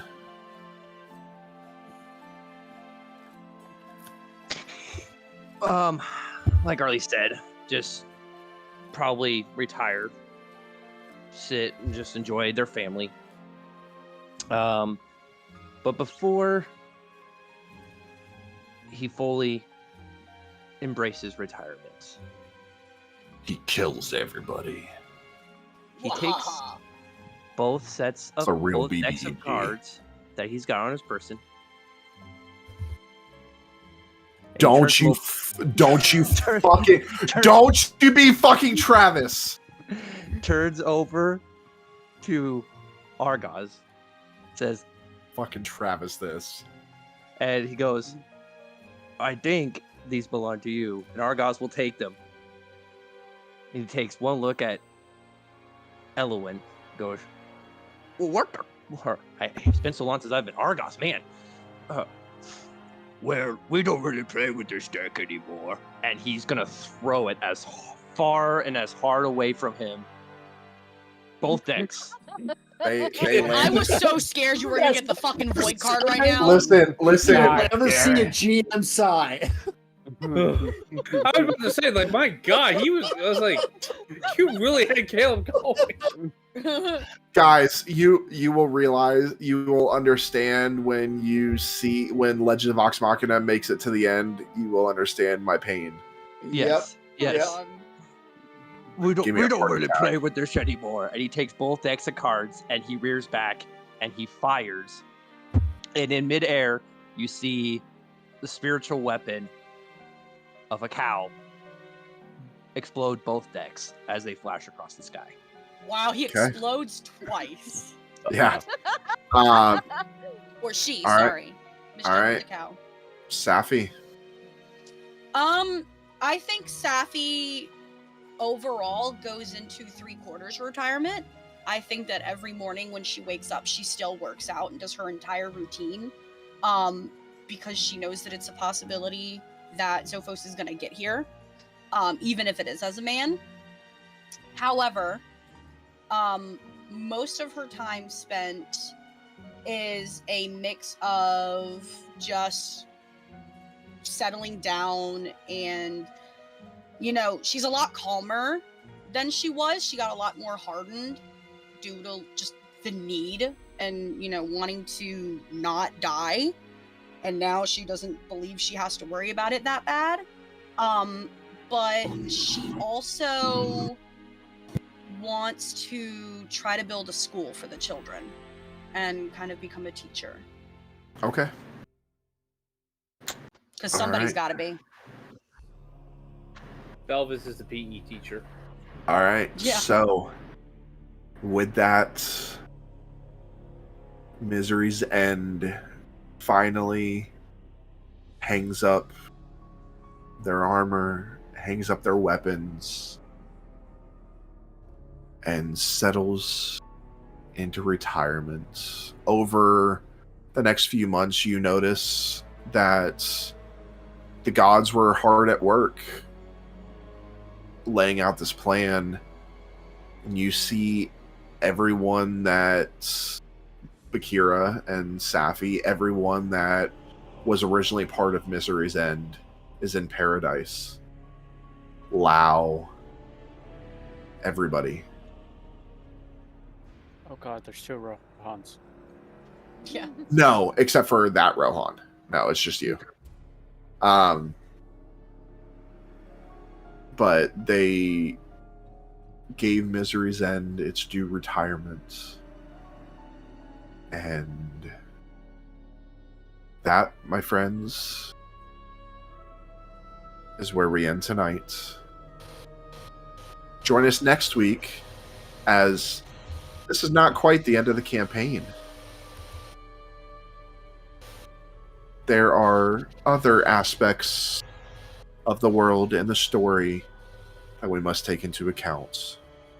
So, please join us next week as we roll the damn dice. Good night, everybody. Good night. Night.